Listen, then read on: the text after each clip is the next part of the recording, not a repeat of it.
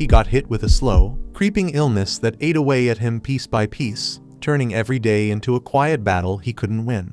The only thing keeping him going was a strategy game he played non-stop, losing himself in its world just to forget the pain. He kept playing till the very end, right up to his final breath, but death didn't take him away. Instead, he opened his eyes inside that same world he used to escape to. Now completely powerless, no strength, no skills, just him alone in a kingdom of ruins.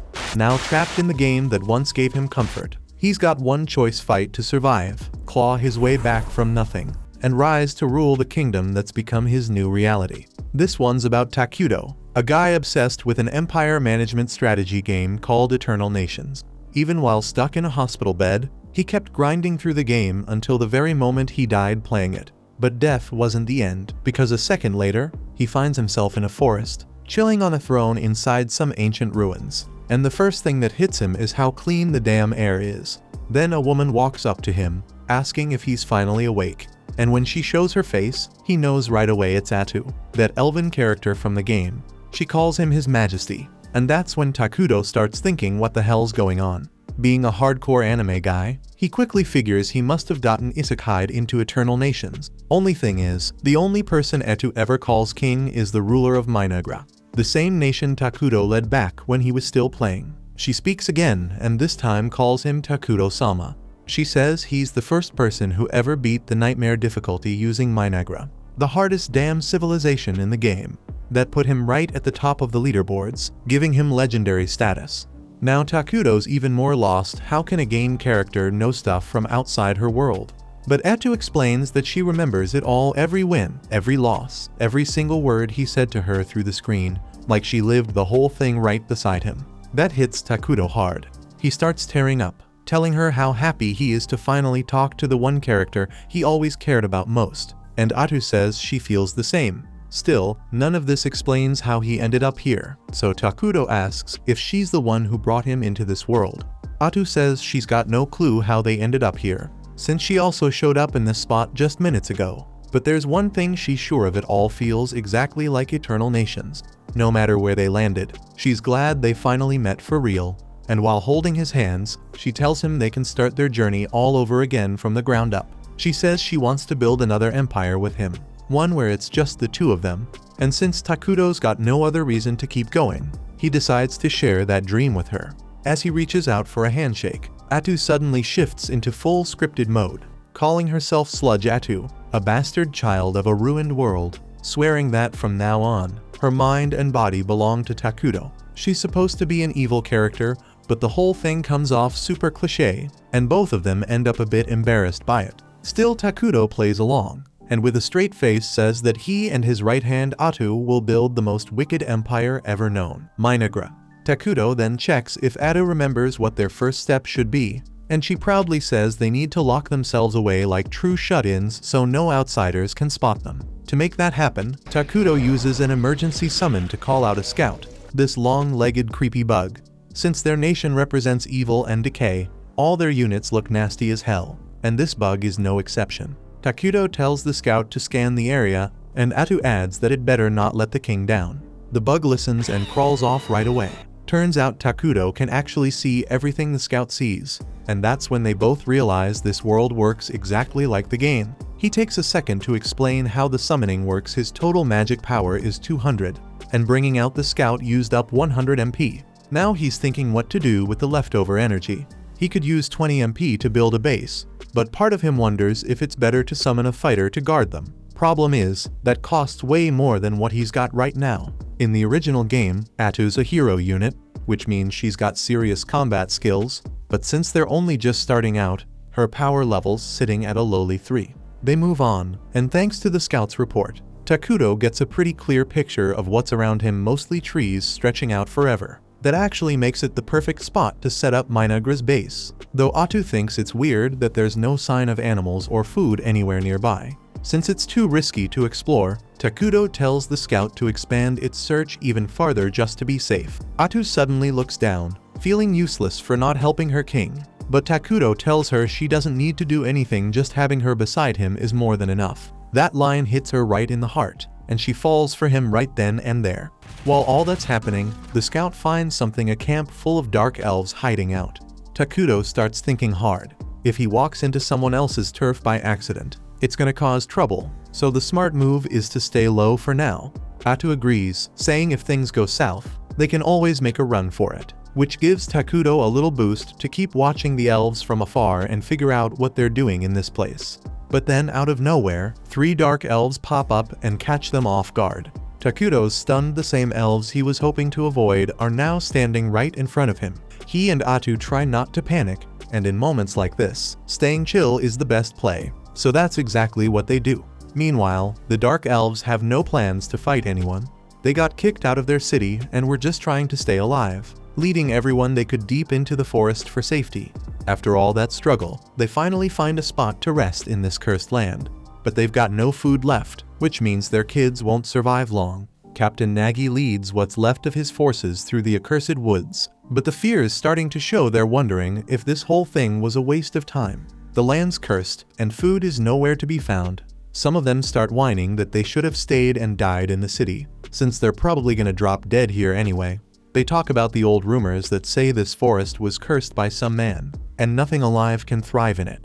Nagi shuts them down fast. If they give up now, there's no hope left for the kids waiting behind them. He reminds them that those little ones still believe in them, and they've got no choice but to push forward without turning back. Even while pushing forward, he keeps thinking about what they said, and deep down, he knows they weren't wrong. The odds of surviving out here are pretty much crap. But even if his people are scared and ready to quit, he's still their captain. He has to keep leading no matter what. As he gets closer, he suddenly senses Takuto and Atu's presence, and that freaks him out. He panics, thinking if they get attacked now, it's all over. What he does next could shape the fate of his whole race, so he knows he has to handle this smart. When he shows up, he sees Takuto looking like some kind of dark spirit while Atu looks normal. Nagi instantly drops to his knees, and his group follows. He admits they crossed into forbidden land and had no right to be there. Atu steps forward and demands to know why he came, knowing this place was off limits. Nagi explains everything, how they got kicked out of their city, had no time to prepare, the long trek, and how their starving kids are waiting deep in the woods. He's tense as hell, especially with how cold Atu's stare is. He thinks they're about to get wiped out, but then Takuto asks if he's hungry. Nagi stays quiet, but Atu leans in and tells him to answer her master. So he finally says yes. Right away, Takuto summons a bunch of apples. Nagi's never seen one before and doesn't even know it's food. Takuto tells him they're juicy inside and worth trying. Nagi hesitates, unsure if it's a trap. But when he looks around, his soldiers are already munching away. Atu tells him to eat, but he's still stuck. Then Takuto drops some pears too, and now Nagi starts doubting the guy. Nobody ever treats dark elves with kindness. They're used to getting kicked around, so getting help this easy feels off. He tells Takuto he'd rather take the food back to his kids in the forest. Before he can finish, Takuto drops even more fruit in front of him. Nagi's stunned and grateful. Back in the forest, the kids are barely hanging on, just praying for a miracle. That's when they catch a familiar scent, and it hits them. Nagi and the others are back. Not just back, but loaded with food and something they hadn't had in a while, hope. Nagi tells them to get ready to feast, and everyone starts digging in. The starving kids finally eat, starting to recover. One elf asks Nagi where all this food came from, but he doesn't explain a thing. He just says fate smiled at them, though in his head, he can't stop thinking about that dark figure they met earlier. After the meal, everyone gets some solid sleep, while Nagi stays by the fire, keeping watch and turning thoughts over in his head. That's when Elder Molter steps in and pulls him out of it. He thanks him for everything, but says the fruit tasted like nothing he's had in 200 years. Nagi agrees, says it felt strange when he ate it too. Molter asks where it came from, and Nagi tells him they met a legend in the cursed forest. Says they wandered in and ended up face to face with something unreal. Molter starts to wonder if it was the King of Ruins, that old tale about a shadow showing up when the world's too full, tearing it all down and drowning it in darkness. No one knows if it's real since nobody's ever seen it. Molter asks if Takuto gave that title to himself, but Nagi says the man never introduced himself, just spoke through his maid. Molter says a King of Ruins would never give something for free, then asks what Nagi gave in return. Nagi answers it was nothing, just pure kindness. Molter calls bullshit, says no dark force ever gives without a price. Nagi says he helped them with no catch, calls him the Great One. Molter argues that title doesn't fit someone like the King of Ruin. But Nagi stands firm. The man helped them when no one else would. Nagi wonders if they should have died instead of accepting help. But Molter sighs and says maybe he's right. When the time comes to repay that debt, Molter will do the talking, so no one else needs to worry. Nagi watches his people sleep and wonders when they'll finally rest without fear. At the same time, Atu's furious Takuto wasted mana feeding strangers. She snaps at him, clearly pissed. He tries to say he felt bad for them. She's shocked, reminding him they've got no clue what kind of future awaits Minagra, or how much they'll have to fight. She calls it reckless, then backs off, saying she shouldn't have spoken like that to her king. But Takuto reminds her he can't survive here without her. They're a team. He admits when the elves showed up. He froze, maybe because he's awkward around people. Atu hadn't noticed, thought he was just acting the part, speaking through her like some true king. They tease each other for a bit until his pet returns with the latest report. The next morning, Nagi gets set to go see Takuto again, and Elder Molter stops him, asking if he's really ready to stand before the king. He says since they already took food from the Dark King, they should be ready to pay whatever price he puts on that kindness. Nagi pushes back, says Takuto never asked for anything. But Molter says that's just how things work. Evil doesn't help for free. There's always a catch somewhere. Still, he agrees they've got no choice but to rely on Takuto, since nowhere else is safe for them now.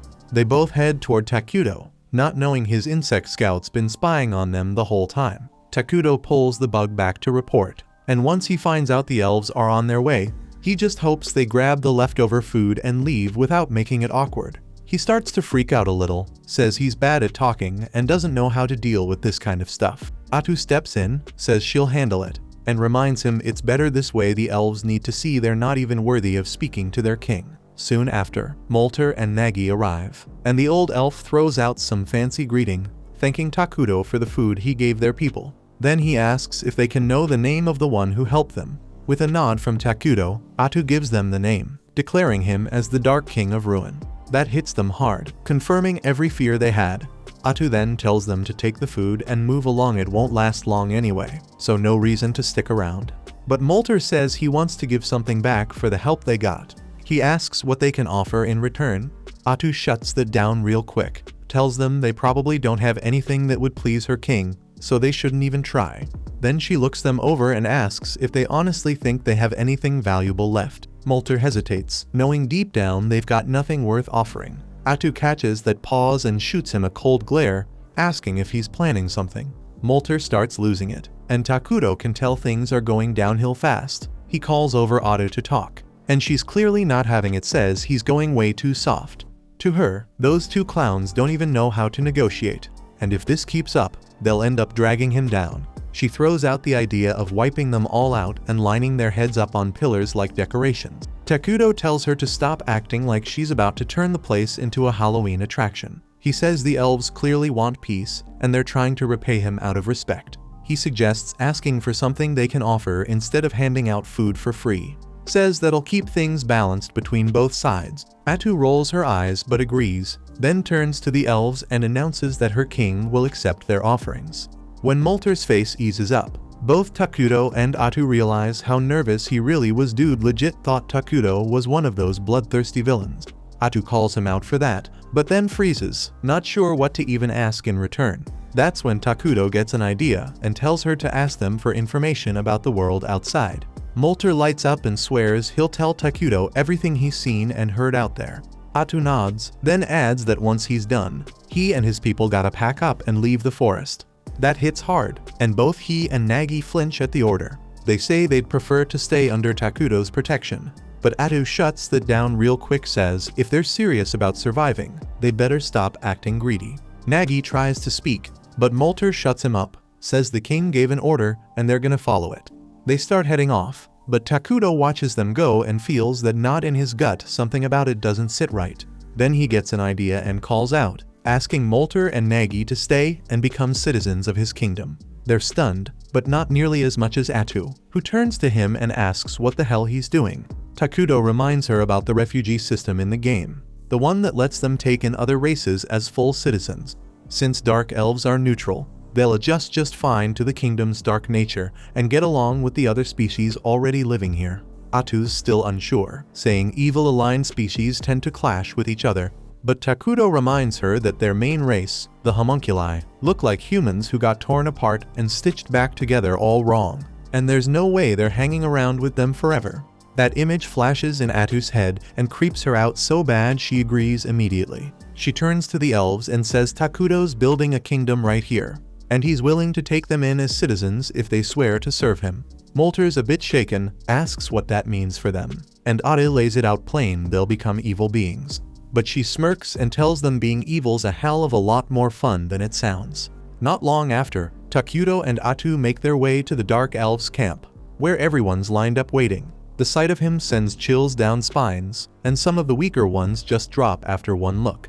Takuto sits on his throne, Atu right by his side, and she tells the elves they're now becoming citizens of the Dark Kingdom of Minagra. She checks one last time if Takuto's sure, and when he nods, it's done. The elves are officially in, and Atu welcomes them, saying their survival and safety now rest in their king's hands. Nagi stands there confused, thinking that becoming evil would feel different somehow. Then he says it out loud, and damn near regrets it right away. Hate starts bubbling up in him and the others like a fire, and they start remembering every bit of pain their people ever went through. They want payback, and the two regular elves with them start getting real nervous. Seeing how messed up everyone looks, Takuto quietly asks if they're okay. Nagi can't hold back his tears, realizing for the first time that someone actually cares about him and his people. The Dark Elves begin cheering Takuto's name, crying as they do, and he just sits there, kind of overwhelmed by the whole thing. A few days later, Takuto gets a map of the whole continent from Molter, and the second he sees it, he damn near collapses. Atu asks what's up, and he points at the map, telling her to take a look and see how crap their starting point is. Turns out, they're stuck on a continent already home to two massive overpowered nations. One of them is the Holy Kingdom of Qualia, a human nation worshipping the creator Arlos, and they're pure good-aligned fanatics. Then there's Elna, the Alliance of Elementals, where nature-worshipping elves live, and they're also on the good side.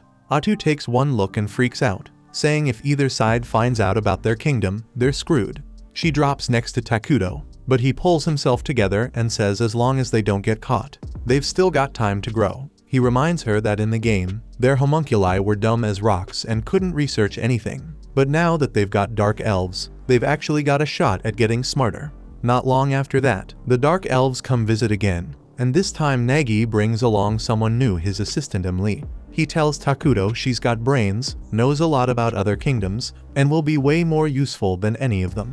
Atu nods, says the king's pleased with their efforts, then adds that they'll be stepping into bigger roles now, because it's what Takuto wants. First thing she does is make Molter the head of internal affairs.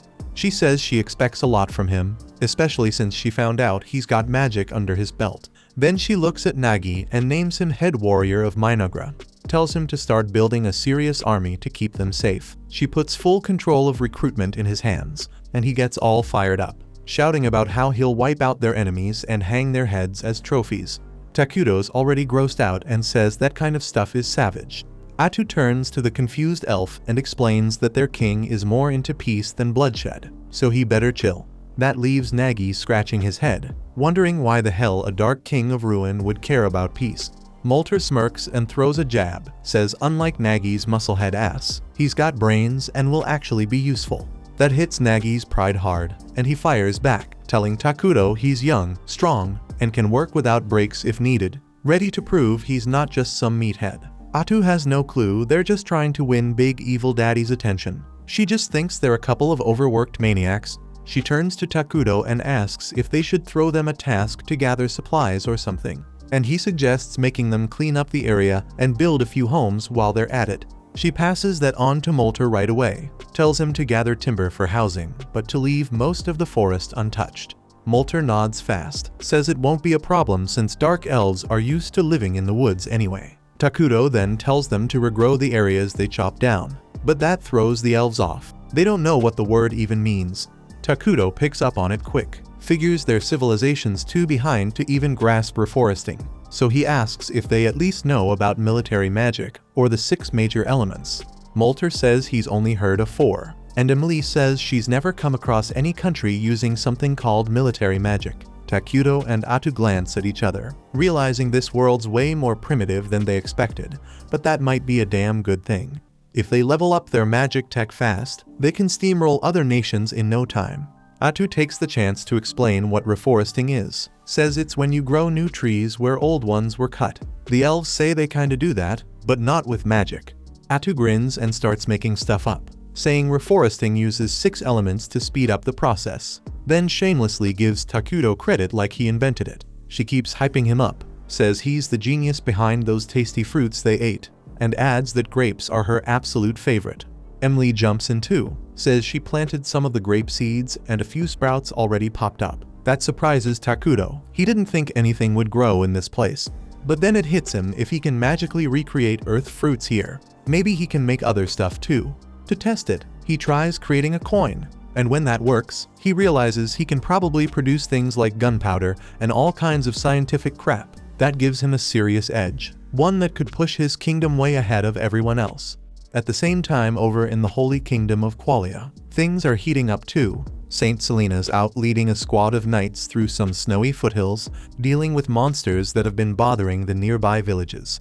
The second those goblins come charging in, she lifts her staff and torches them to ash with her holy flame. That fire shoots up into the clouds, and once the smoke clears, sunlight hits the scorched earth, and a bunch of flowers pop up. The knight captain turns to his crew, saying that Selena's magic not only burns up nasty monsters, but also leaves a damn flower garden behind. He adds that thanks to her, they've got a good thing going with the elves. Right after that, she tells the cardinal he needs to send paladins south instead, since she got some creepy vision about something going down in the cursed forest. He straight up refuses, saying the forest's all the way at the edge of the continent and he can't make a move without getting the higher-ups involved. Selena says screw that, threatens to head out herself if he won't help. The cardinal tries to push back, but in the end, he gives in and promises to send whatever troops he can round up on his own. Meanwhile, Takuto and Atu are busy building up their turf, starting with new homes for the Dark Elves. They've already got a temporary throne room set up around Takuto's throne, and he's hyped to finally hold meetings and talk shop with his top citizens. Then Molter, Nagi, and Imlay show up, and Atu tells them it's time to kick off their first council meeting. But before they start, Emily hands Takuto a gift, some fresh clothes that make him look like a damn femboy. He's thankful for the outfit since his old stuff's getting pretty nasty, and he thanks the elves for hooking him up. They don't really see much difference, but they trust Atu when she says he looks awesome in it. With that handled, she gets the meeting started, but Takuto's too busy fangirling over himself in the new fit. Atu just rolls with it, runs the meeting herself, and says she'll ask for his input when needed. He's totally cool with that plan. Once the meeting kicks off, Molter asks Atu what kind of buildings they should start throwing up first. She tells him food production's gotta come before anything else, then pulls out this freaky looking plant and says it'll be their main food source for now. The elves look straight up horrified, asking her what the hell it even is. Atu calmly explains it's called the flesh plant, something unique to their civilization. It grows meat that tastes like human flesh, and apparently it's super nutritious. That info doesn't sit right with the elves, who quickly say they don't go around munching on humans. Atu laughs it off, telling them this is just a temporary thing till they get better options growing. Then she says they also need to set up storage buildings and supply sheds near the farms. Emily jumps in and volunteers to handle that part. Next on Atu's list is research, because she says small nations like theirs gotta get smarter if they want to survive. Molter asks what kind of tech they should look into, and she tells him to focus on magic technology. Takuto lights up at the idea, and Molter says he's all in, ready to impress as a mage. He wants to know exactly what to work on, so Atu breaks it down military magic. She explains regular spells only hit a few targets, but advanced combat magic can wipe out whole cities and reshape the battlefield. She tells Molter to gather all the talented elven mages and get cracking on that research. He's fired up about creating magic that's never existed before. Then Atu shifts the convo to military strategy, and Nagi perks up since it's finally his turn. But Takuto shuts it down fast, saying they're not about to dump resources into building a massive army. Atu backs him up, pointing out that armies cost a fortune and don't give anything back when there's no war going on. Nagi pushes back, saying their forces aren't even strong enough to protect Takuto right now. Molter jumps in too, reminding them that both he and Nagi have bounties on their heads. and it's only a matter of time before enemies come knocking. Takuto hears them out and says he's got a better idea. He's gonna create a hero to defend them. Atu agrees, saying heroes might be expensive to summon, but they don't need maintenance, which makes them a damn good deal for where the kingdom's at. The elves have no idea what a hero even is, so Atu breaks it down. Heroes are insanely powerful beings that serve right under the king. She explains there are certain conditions to summon each one, but she's pretty sure they'll be able to summon their first hero soon. Takuto's all fired up about it. He starts thinking about how everything in this world runs on mana, and the only way a kingdom can generate mana is through its people. The happier the people, the more mana they produce, and Takuto swears he's gonna turn his kingdom into the happiest place on the damn planet. Over in the Holy Kingdom of Qualia, a junior paladin named Lornias gets picked to join a team headed to the Cursed Forest. He's got a senior paladin tagging along named Wordle, and that guy's favorite hobby is messing with Lornias, who's always way too stiff and formal. Wordle grumbles that the team's way too small, just 2 paladins and a few hired swords. He says the church should take Selena's warning a lot more seriously. Lornias agrees deep down, but he also knows better than to question the higher-ups. If this mission goes well, they'll be heroes. But if it fails, you can bet your ass all the blame's landing square on him. Back in Minagra, Takuto's checking out how things are going with his kingdom. Seeing it all unfold in front of him hits different. He's used to watching the early stages of his civilization from behind a screen, but now he's living it.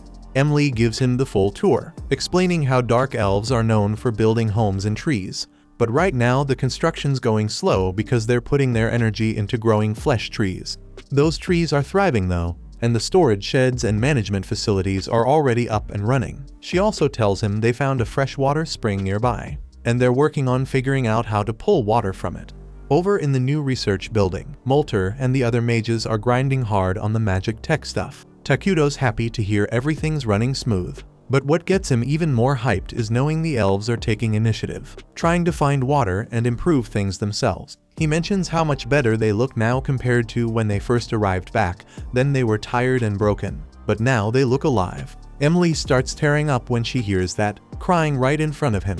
Takuto freaks out a little, not sure what to do, but she pulls herself together and keeps the tour going. She takes them over to the flesh tree farm next, saying that thanks to the tools Takuto provided, they're almost ready for their first harvest. Then she shows them the water source the elves found earlier, but the whole vibe around it feels off this time. The water's gone dark, and Emily looks bummed out, thinking it's probably ruined now. Before Atu can step in, Molter and Nagi show up to check it out too. They agree with Imle it looks pretty damn unusable, but Atu walks up, takes a sip without hesitation, and tells them it's perfectly fine to drink. She explains the change is because this area is now part of Minagra, thanks to something called the Cursed Terrain. Takuto tells the elves to take a deep breath, and suddenly they feel clear-headed and full of energy. Atu breaks it down. Cursed terrain boosts beings with evil alignment while weakening neutral or good aligned ones. Since the dark elves are part of Minagra now, they're considered evil, which means this water is totally safe for them. Nagi drinks some himself to confirm it, and Atu adds that pretty soon, the entire forest will be under cursed terrain too. Takuto, though, isn't completely sold. He points out that the terrain change makes the forest look way too obvious. Molter agrees, saying once the whole place turns dark and eerie, enemies will be able to spot them from miles away. Nagi takes this chance to push for building an army again, but Atu and Takuto shut that down, reminding him they've got a hero on the way. Molter still doesn't fully get what a hero even is, so Atu figures it's time for a demonstration. Without warning, she sprouts shadowy tentacles from her back and slices through a bunch of nearby trees like they're nothing. Then she tells them she's a hero herself, and even though this is only 1% of her actual power, she could wipe out entire armies with ease. Takuto proudly tells the stunned elves that heroes are the real deal. They keep leveling up on their own, even if they don't lift a damn finger. But then he scolds Atu for going overboard with the whole tree cutting thing and tells her to clean it up later. The elves, on the other hand, are blown away. They say Takuto must be some legendary figure to have someone like her serving him. They immediately decide to build him a proper palace, but he brushes it off, saying he doesn't need anything fancy right now. The elves insist though, saying their king shouldn't be living in the same wooden homes as them. Atu backs them up too, telling Takuto that building a palace will lift the people's spirits, and that alone makes it worth it. Takuto gives in, telling them he wants a flying fortress someday, but for now a regular palace will do just fine. While that mess is unfolding, the investigation squad led by Lornias and Wordle finally starts making their way south toward the cursed forests. Wordle's still grumbling about how damn tiny their squad is, but Lornias shuts him down, saying this is literally the best the Empire could spare.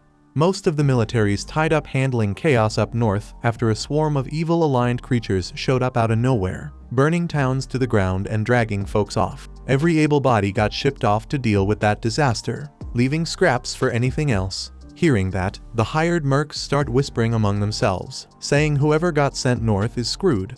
Even if the money was tempting, they're glad as hell they didn't pull that job, especially with the rumor going around about some psycho witch being behind it all. They want no part in anything involving witches. Lornia's curious about this rumor, pulls aside one of the mercs, a dude named Bargo, and asks what he knows. Bargo says people are saying a single witch is stirring up all that northern madness, but Lornias doesn't buy it, saying there's no way in hell one person could control that many monsters.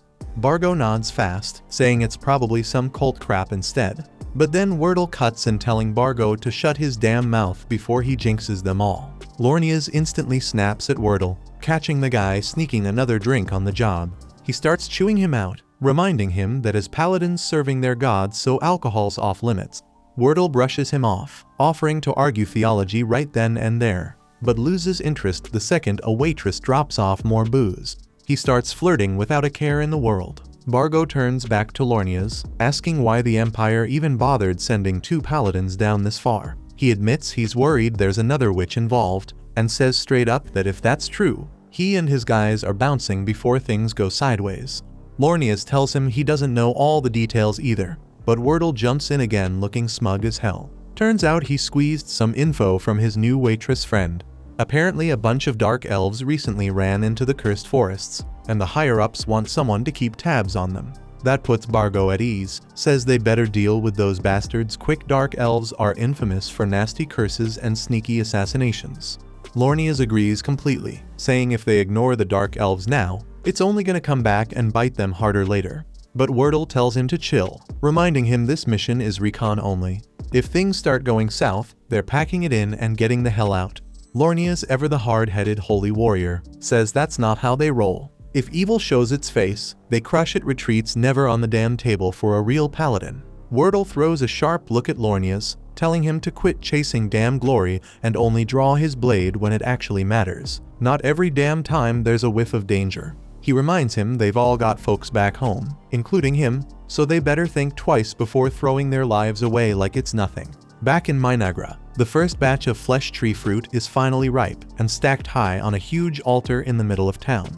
Takuto stands in front of the pile while the dark elves surround him, eyes glued to the scene, waiting to see what kind of madness their king's about to pull. Without a word, Takuto pumps his mana into the fruit, and right there in front of everyone, it twists and mutates into one massive bug monster.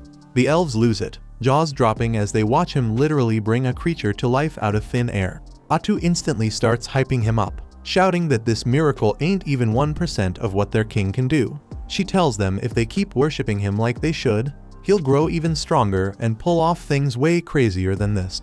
The crowd erupts, cheering their king like he's a god. Later on, Takuto slumps back onto his throne, feeling relieved he managed to trade fruit for a monster. It was a standard feature in the old game, but it still blows his mind how any of this actually works in the real world. Atu, chill as always, says screw the logic, they've got a working system now, and they can crank out more creatures to build the kingdom up. She's fired up and says it's time to kick off the next phase. Takuto agrees, saying he'll summon a hero as soon as they've stored up enough mana to do it right.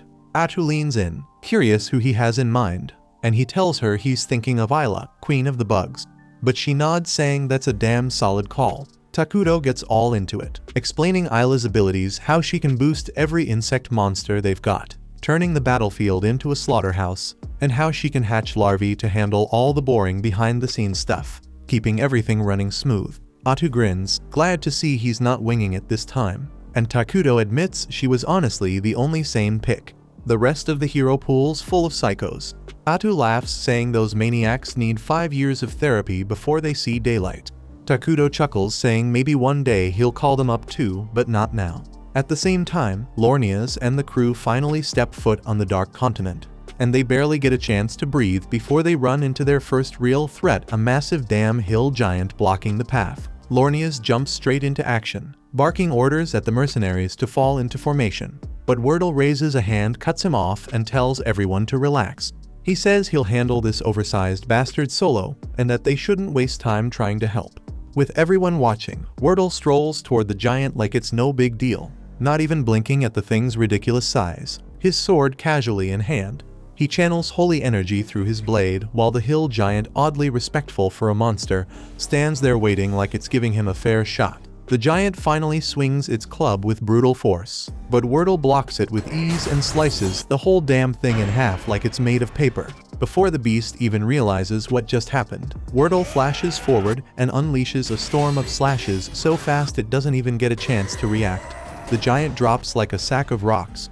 Wordle turns and walks back calm as ever, like all he did was take a quick morning jog. Lornias can't hold back his excitement, calling Wordle a damn beast and saying this mission's practically wrapped now that he's around. But the look on Wordle's face shuts that down quick. His serious stare brings the whole squad back to reality, and even Lornias starts to feel uneasy. Meanwhile, back in Minagra, Takuto's chillin' with a burger, enjoying the hell out of it, while Atu gives him a light scolding for not eating something better. Takuto grins, telling her he's spent way too long in hospitals surviving off tasteless meals, and now he's treating himself to the world of greasy heaven. Then he starts getting concerned that Atu's been living off salads for days, but she just smiles and says this is exactly what works for her. They kick back and talk about how construction's been going crazy fast lately, until something clicks in Takuto's head. He tells Atu to gather Molter and the others once they're done eating, since the new scout bugs finished mapping the nearby terrain. He says he's ready to deal with a human town they discovered close to the border, but first asks Atu to double-check if the place falls under the Holy Kingdom of Qualia. She thinks it's independent, which is a huge relief for Takuto. It means they might be able to handle things without a fight. He stays hopeful they can talk it out without shit going sideways, and Atu immediately teases him for jinxing it. Takuto laughs, saying there's no way something that wild's gonna happen. But right then, one of the scout bugs delivers a high-priority alert. An armed group's heading straight for their forest. Takuto's whole vibe changes on the spot. He tells Atu they'll try to keep things peaceful if they can, but if it turns ugly, they better be ready to throw down. At the same time, the armed group marching into the forest is none other than Lornia's and Wordle's crew. As they move deeper, Wordle suddenly throws up a hand, telling everyone to hold up. He's picked up on something or someone heading their way. Moments later, Atu steps out from the trees, dressed in shadowy clothes that make it impossible to recognize her. Wordle immediately asks who she is, and she calmly says she's a dark elf who came here with her people because they've got nowhere else left to go. Wordle nods slightly, acknowledging her reason, but straight up tells her they've got orders to investigate this forest, so she needs to step aside. Atu firmly refuses and says they shouldn't go any deeper, which instantly sets off red flags in Wordle's mind. But before he can dig further, Lornias butts in, barking at Atu, demanding how she dares stand in the way of someone serving God. Wordle spins around and tells him to shut the hell up and quit making a scene. Lornias looks pissed, shocked that Wordle snapped at him over something he sees as minor. But Wordle doesn't even flinch, turns right back to Atu, saying they can't leave just because she tells them to, then asks straight up if there's something hidden in this forest. Atu stays calm and says there's nothing here but elves who want to live in peace, then asks why they're so damn determined to come charging into this cursed forest. Wordle stays quiet for a second, then lets out a sigh and finally explains the truth. The Saintess recently had a vision. She saw a powerful evil hiding in this place, and Wordle says he's not leaving until he sees for himself if it's real. The mercenaries around them freeze, shocked out of their minds. They hadn't heard a word about this vision before now.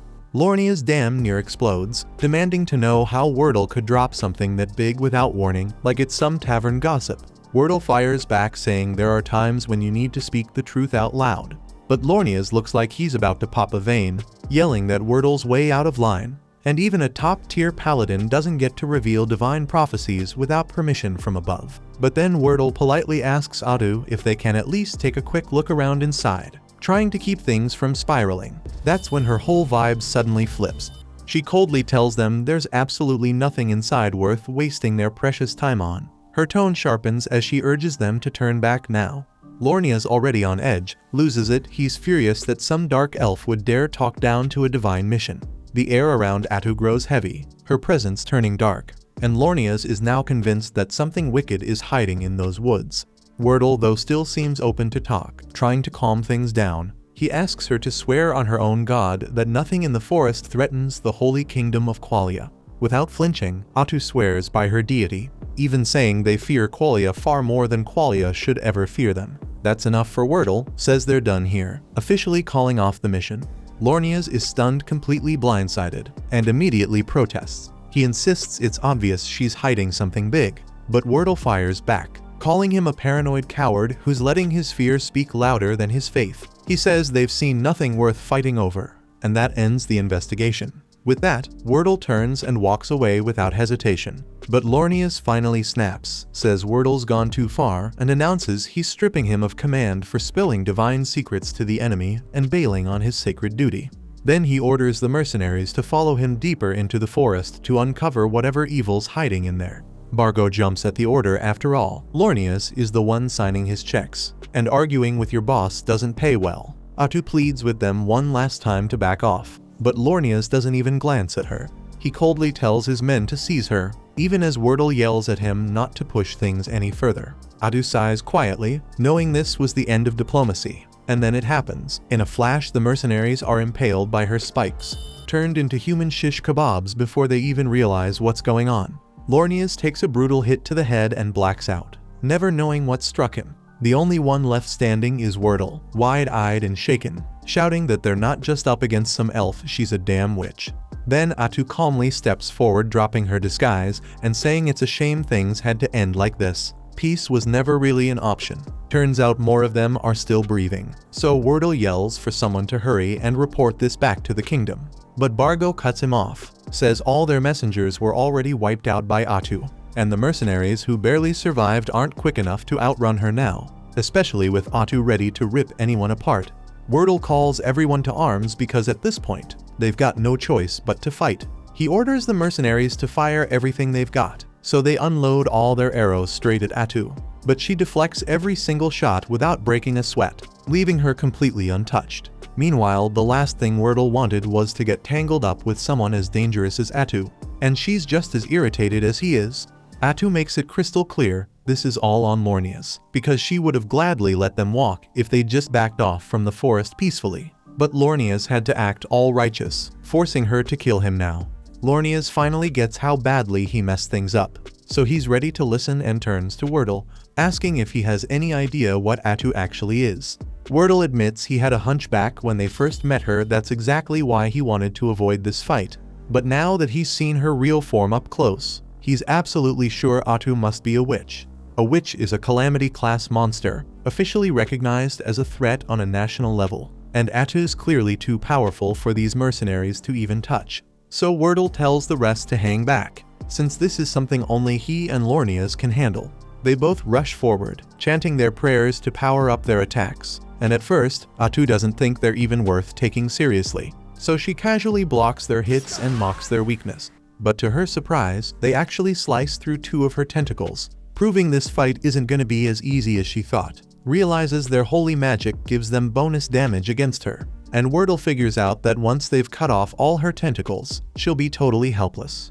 Atu can't let that happen, so she grabs two mercenaries, using them as human shields to force Wordle and Lornia's to back down. But Wordle immediately tells Lornia's that if they don't finish Atu here, there's a real chance she'll target Qualia someday, so for the good of their entire nation, sacrifices have to be made. Lornia's hates it, but deep down he knows Wordle's right, so both of them charge ahead anyway, slicing straight through the hostages and taking Atu's last two tentacles along with them. Atu's surprised they're willing to kill their own people that easily, and for a brief moment it honestly looks like she might actually be in trouble. But turns out this was just a game for her from the start. Seconds later, a bunch of tentacles shoot up from the ground and impale Wordle multiple times. With the last breath he's got, Wordle yells at Lornia's to run away. But before Lornia's can even move, Atu finishes Wordle off with one last tentacle right through his head. Lornia's can't even process what's happening, because he was certain they'd cut off all of Atu's tentacles. But even though that's true, Atu doesn't recall ever saying she couldn't just grow more whenever she wanted. In fact, she could summon as many tentacles as she felt like this entire time, so she's been playing around with them from the beginning. After watching their leader die like that, every mercenary instantly loses their will to fight, and Atu clearly isn't feeling generous enough to spare anyone. Lornias realizes this quickly, tells them all to scatter immediately, hoping if they run in different directions, at least one might survive long enough to report everything back to the kingdom. Without wasting time, all the mercenaries instantly drop their weapons and run for their lives, and Atu doesn't really feel like chasing after them, so she simply lets them go. Honestly, she wishes they'd done that from the start, because it would have saved everyone a whole lot of trouble. Lornias stays behind to keep Atu occupied, so he swings his holy sword straight at her. But to his total shock, she effortlessly blocks the strike using the exact same holy sword technique.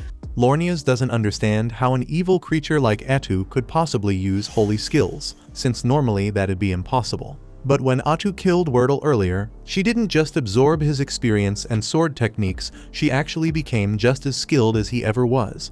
Atu immediately starts attacking Lornias with Wordle's techniques, openly praising Wordle because he truly was worthy of being called elite. Unfortunately for Wordle, he's dead now, and that's entirely Lornias' fault because he couldn't keep his damn mouth shut. Atu then casually mentions if Lornias even thought about whether he'd make it back home safely to his wife and daughter. But Lornias never said a word about his family here, and that's exactly when it dawns on him that Atu didn't just absorb Wordle's skills, she took all his memories too. And if Atu's truly capable of something like that, it means she'll only keep getting stronger every time she kills someone. She calmly asks Lornias if he wants to hear Wordle's final thoughts before she ended him. Because Wordle was such a good man, he spent his last moments thinking only about the safety of his men. But Atu says the same can't be said about Lornias. He tries defending himself, claims at least some mercenaries made it out to report what happened, so their mission wasn't a total failure. But Atu coldly tells him those mercenaries are already dead. Sure, she didn't feel like chasing them down herself, but that didn't mean she'd let them leave alive, and she never said she came alone. She'd already given clear instructions to the Dark Elves to ensure nobody escapes alive, so the moment those mercenaries fled, they were immediately hunted down and killed. Lornias falls into complete despair, realizing he's now the last survivor. So he desperately swings his sword toward Atu's head, and she enjoys every bit of his suffering. It doesn't take long before Atu effortlessly subdues him, and before killing him, she decides to twist the knife deeper by telling Lornias exactly how things would have turned out if he'd simply listened to Wordle. They would have all returned safely, Lornias would have reunited with his wife and daughter, and everyone would have lived happily without ever knowing about the calamities in the forest. But Lornias chose differently, so now Atu's going to kill him, and not just him. She says his family's next, then casually adds that reading his mind makes it easy to picture his wife and daughter, even know exactly where they live. Openly admits she's definitely petty enough to do something like that. In fact, Atu might as well slaughter everyone in all the villages Lornias passed through on his way here. And while they're all dying in absolute agony, she'll make sure every single one of them knows it's entirely Paladin Lornias' fault. Lornias screams desperately, begging Atu not to do it, but she's starting to get bored with tormenting him, so she finally stops taunting him and kills him outright to shut him up. Once Lornias is dead, Nagi calmly approaches Atu and informs her that he and his men have successfully killed every mercenary who ran away, so nobody will be reporting any of today's events. Atu thanks him for his good work, then casually asks him to take care of disposing of the bodies as well. Right before she leaves, Nagi stops Atu, says there's something he wants cleared up first. Needs to know if she actually plans on going through with killing Lornias' family and every person he ever spoke to. Atu just shrugs it off, admits she only said all that stuff to mess with Lornias' head, so of course she isn't planning on committing genocide. Besides, she genuinely prefers peace anyway, and killing all those people sounds exhausting as hell. Fighting isn't something she enjoys unless it's absolutely necessary. Either way, she can't waste any more time chatting here, since there's something important she needs to discuss with Takuto right away. Soon after, Atu tells Takuto that right before the battle began, Wordle called her a witch even though she's officially classed as a hero, and he even mentioned something about another witch somewhere up north. Takuto says he's never once heard of a witch class in the game before, so Atu figures this world must be completely different from the one they're used to. Takuto already suspected as much, and even though most game mechanics still seem pretty familiar, it'd be smarter to assume the core systems have changed somehow. Fortunately, not all the changes are bad news. Atu's skill absorption power improved significantly. Now she can also obtain bits of memories from anyone she kills, and thanks to that upgrade, she was able to gather plenty of useful information about Qualia's current situation directly from the investigation squad they just wiped out. Luckily, the city of Qualia appears heavily preoccupied by the disturbance up north, meaning they won't have the resources to turn their full attention towards Minagra anytime soon. Still, the fact that the investigation squad suddenly vanished without a trace is bound to raise suspicion, forcing Qualia to take at least some action to figure out exactly what happened here. Takuto fully realizes that, but Qualia currently knows nothing about Minagra's existence, so as long as the leaders aren't complete idiots, he doubts they'll launch an attack right away. At the moment, he's far more concerned about whatever's going on with the northern disturbance and that which causing all the trouble. Atu already tried digging around in Wordle's memories for any additional info about witches, but unfortunately Wordle himself didn't know all that much. However, his memories did make one thing extremely clear. That witch up north was powerful enough to single-handedly inflict military-level damage on the Qualian army, and her name is Irakino. At the same time, up in the northern territory, Irakino has just wiped out another village, and she's already preparing to move on to the next. Before she does, she reanimates all the villagers she killed and turns them into undead servants under her control. Takuto has no idea what her full abilities are, but the amount of damage she's caused in such a short time makes him suspect she might have come from another world too, just like him and Atu. If that's true, things are about to get a whole lot messier, so Atu asks him what their next move should be. Judging by the way she operates, Irakino's probably evil-aligned, so there's a chance they could get along with her.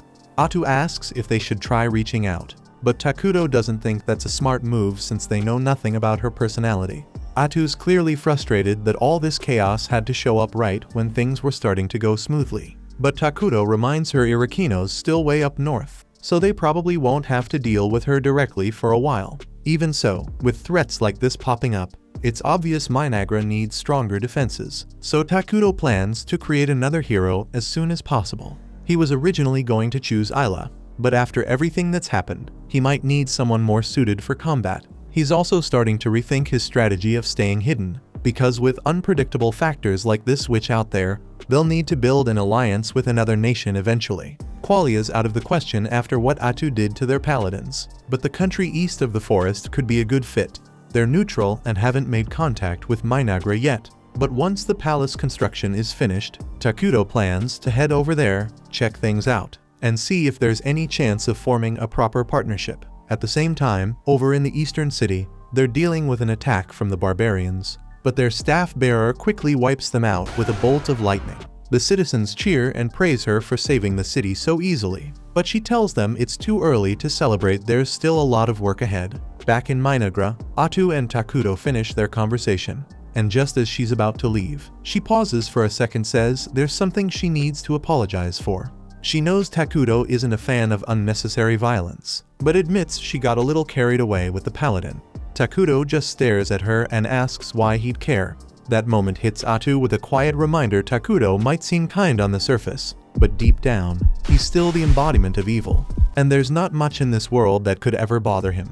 In no time, Takuto's palace is finally complete, and that moment marks the start of his kingdom's push forward in earnest. He is excited because he has always wanted a giant palace, and Atu says one day it will be big enough to pierce the heavens, a promise she makes with calm certainty. All that palace talk makes Atu notice that even though Takuto is their king, he still has no attendant at all, not a single person at his side. However, he had not thought about it much, but a king without personal servants is odd, so Atu asks if he has any preference so she can find one for him right away. Takuto, a bit sheepish, says anyone who is easy to talk to will do, since he is a terrible communicator who stumbles over small talk.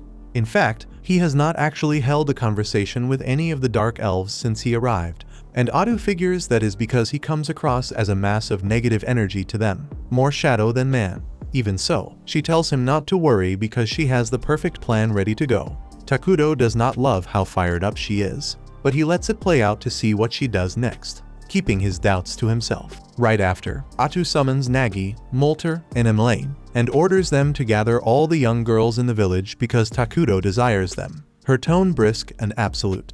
Both Takudo and Molter are stunned where they stand, but Molter still wants to give him the benefit of the doubt, so he asks Atu why she gave that order at all. Atu says she asked for young girls because she thought it would be easier for Takudo to practice conversations with them. Yet instead of putting it that way, she boldly declares that Takudo is into young girls.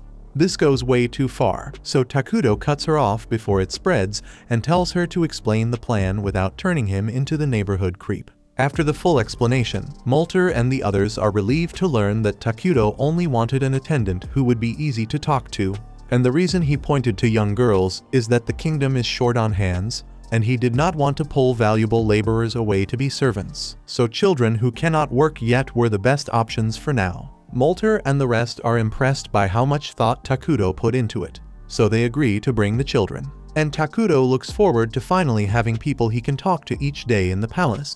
But only one thing he didn't think about remains in the way. To regular folks he keeps coming off as a walking disaster, which makes the kids burst into tears the second they see him. Takudo feels torn up over that whole mess with the kids, so Atu turns to Molter to see whether there is a single child who would not scream at the sight of the king, and given how things stand, Molter cannot name anyone suitable. Then Nagi cuts in and asks if Takudo has met the twins yet, and he admits he kept them off the list because their past carries serious baggage, so he worried they might cross a line with the king. But at this point, options are thinning out, so Atu tells him to bring them in anyway.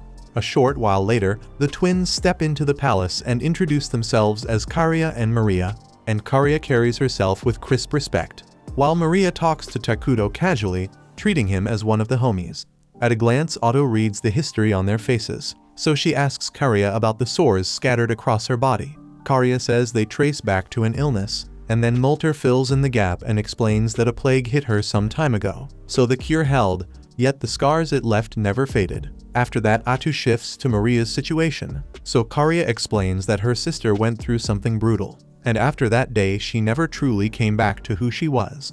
Atu presses for what brutal means, and Maria answers without a pause that she ate her mother. That is far worse than what Atu feared, so she turns to Molter for the story, and he says he is not proud of those days, yet at the time there was no other path. The Dark Elf tribe still honors the mother of Karia and Maria for the sacrifice she made for her people. Hearing that, Takudo recalls the exile the elves endured, and it was a long trek over vicious ground after losing their home. So in stretches like that, hunger becomes an enemy on its own, and hard choices fall on those who want everyone to live long enough to reach safety. Being forced to eat her own mother shattered the way Maria sees the world, so her sense of fear bent into something else, which explains why Takudo does not scare her at all.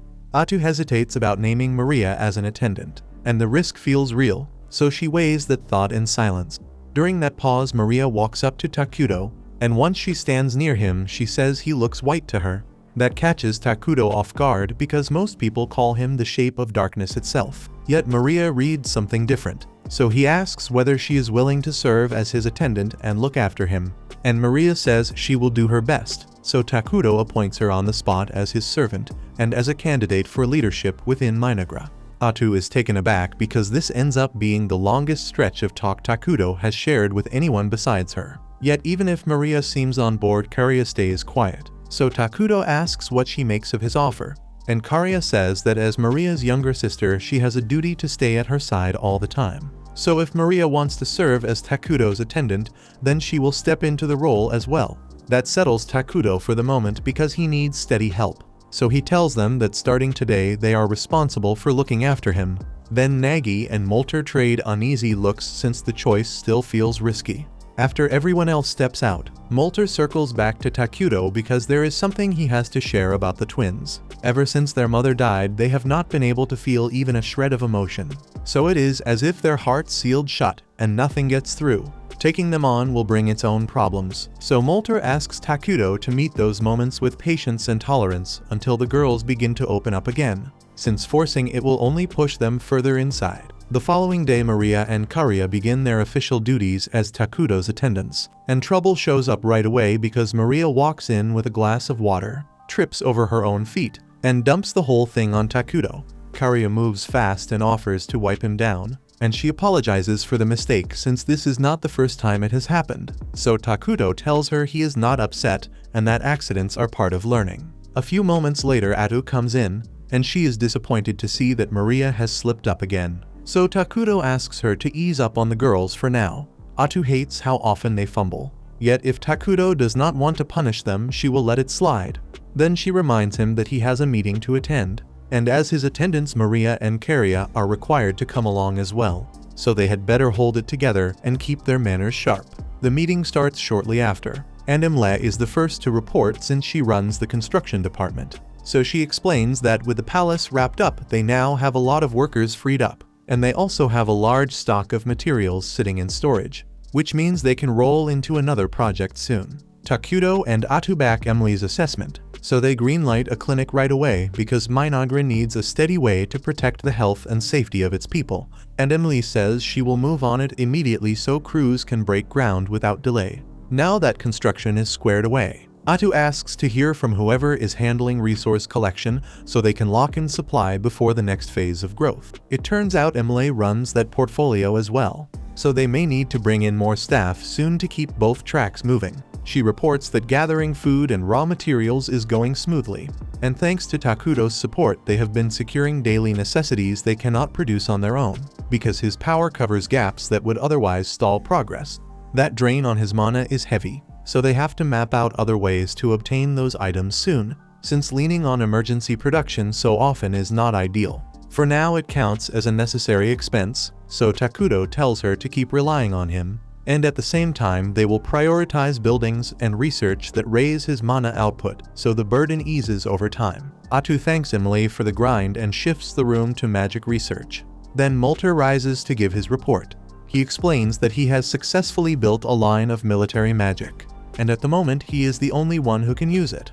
Yet with enough training his subordinates should be able to follow his lead. They may even be able to harness the ruined mana that the palace throws off to push stronger casts, so the ceiling could end up higher than anyone expected.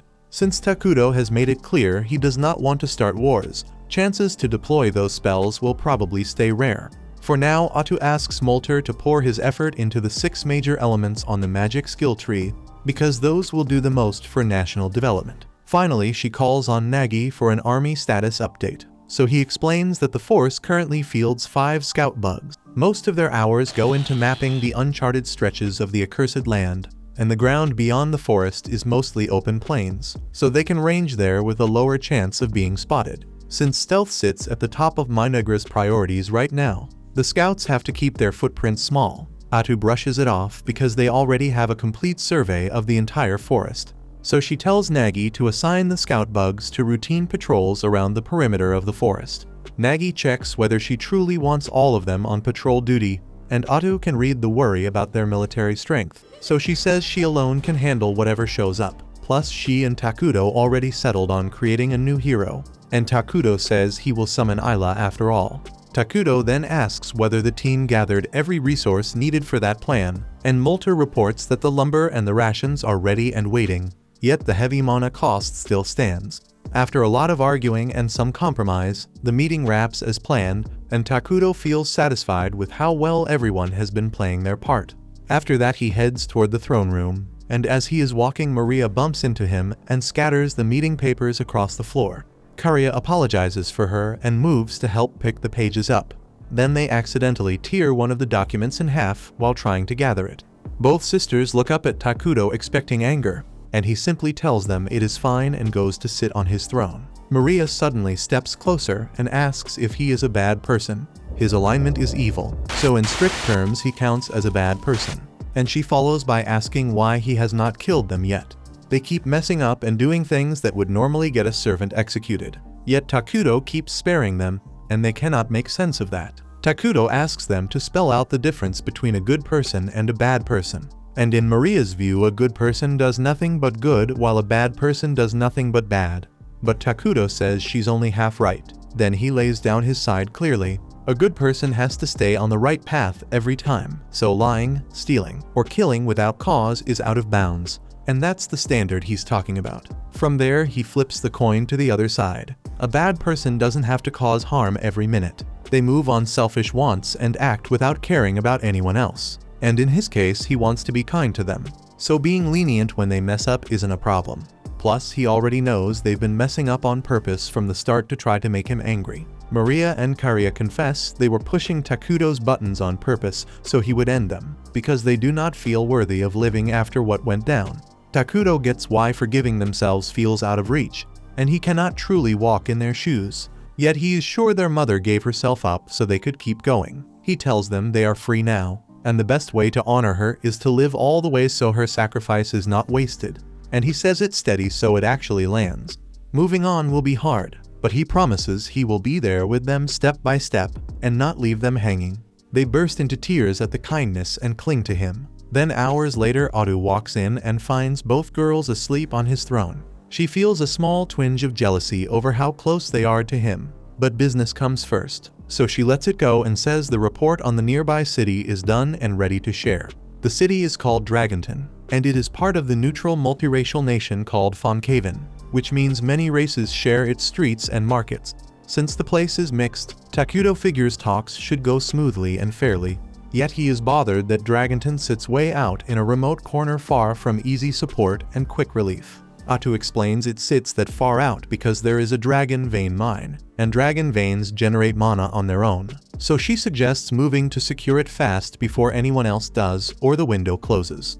The report also says Dragonton is taking hits from barbarians such as ogres and goblins, and the defenders are barely holding the line, which raises the stakes for everyone involved. Takuto asks if Dragonton's gotten any help from back home, and Atu says no reinforcements have shown up so far, so things aren't getting better and could get worse if nothing changes. Seeing the situation, Takuto figures there's gotta be refugees out there, and if Minagra takes them in, the headcount goes up while they lock in a real tie with Dragonton at the same time, helping both sides right away and down the road. Then before long, they could stake a claim on the Dragon Vein mine for themselves. Takuto tells Atu to arrange an envoy at once, and while they head toward the city, Atu's party runs into a band of beastkin out in the open country, basically the middle of nowhere, and the tension spikes hard. The beastkin leader Tonokopoli is frightened by Atu and the rest, since a mass of darkness clings to them so thick it's visible to the naked eye. She keeps pushing for calm because her men are petrified enough to lash out at the pair out of fear, and that kind of panic could get them all killed right there on the spot. Atu is still under strict orders to keep Minagra out of sight, so she starts getting ready to erase every witness on the spot. Even so, Pepe here is too dense to grasp the danger Atu represents.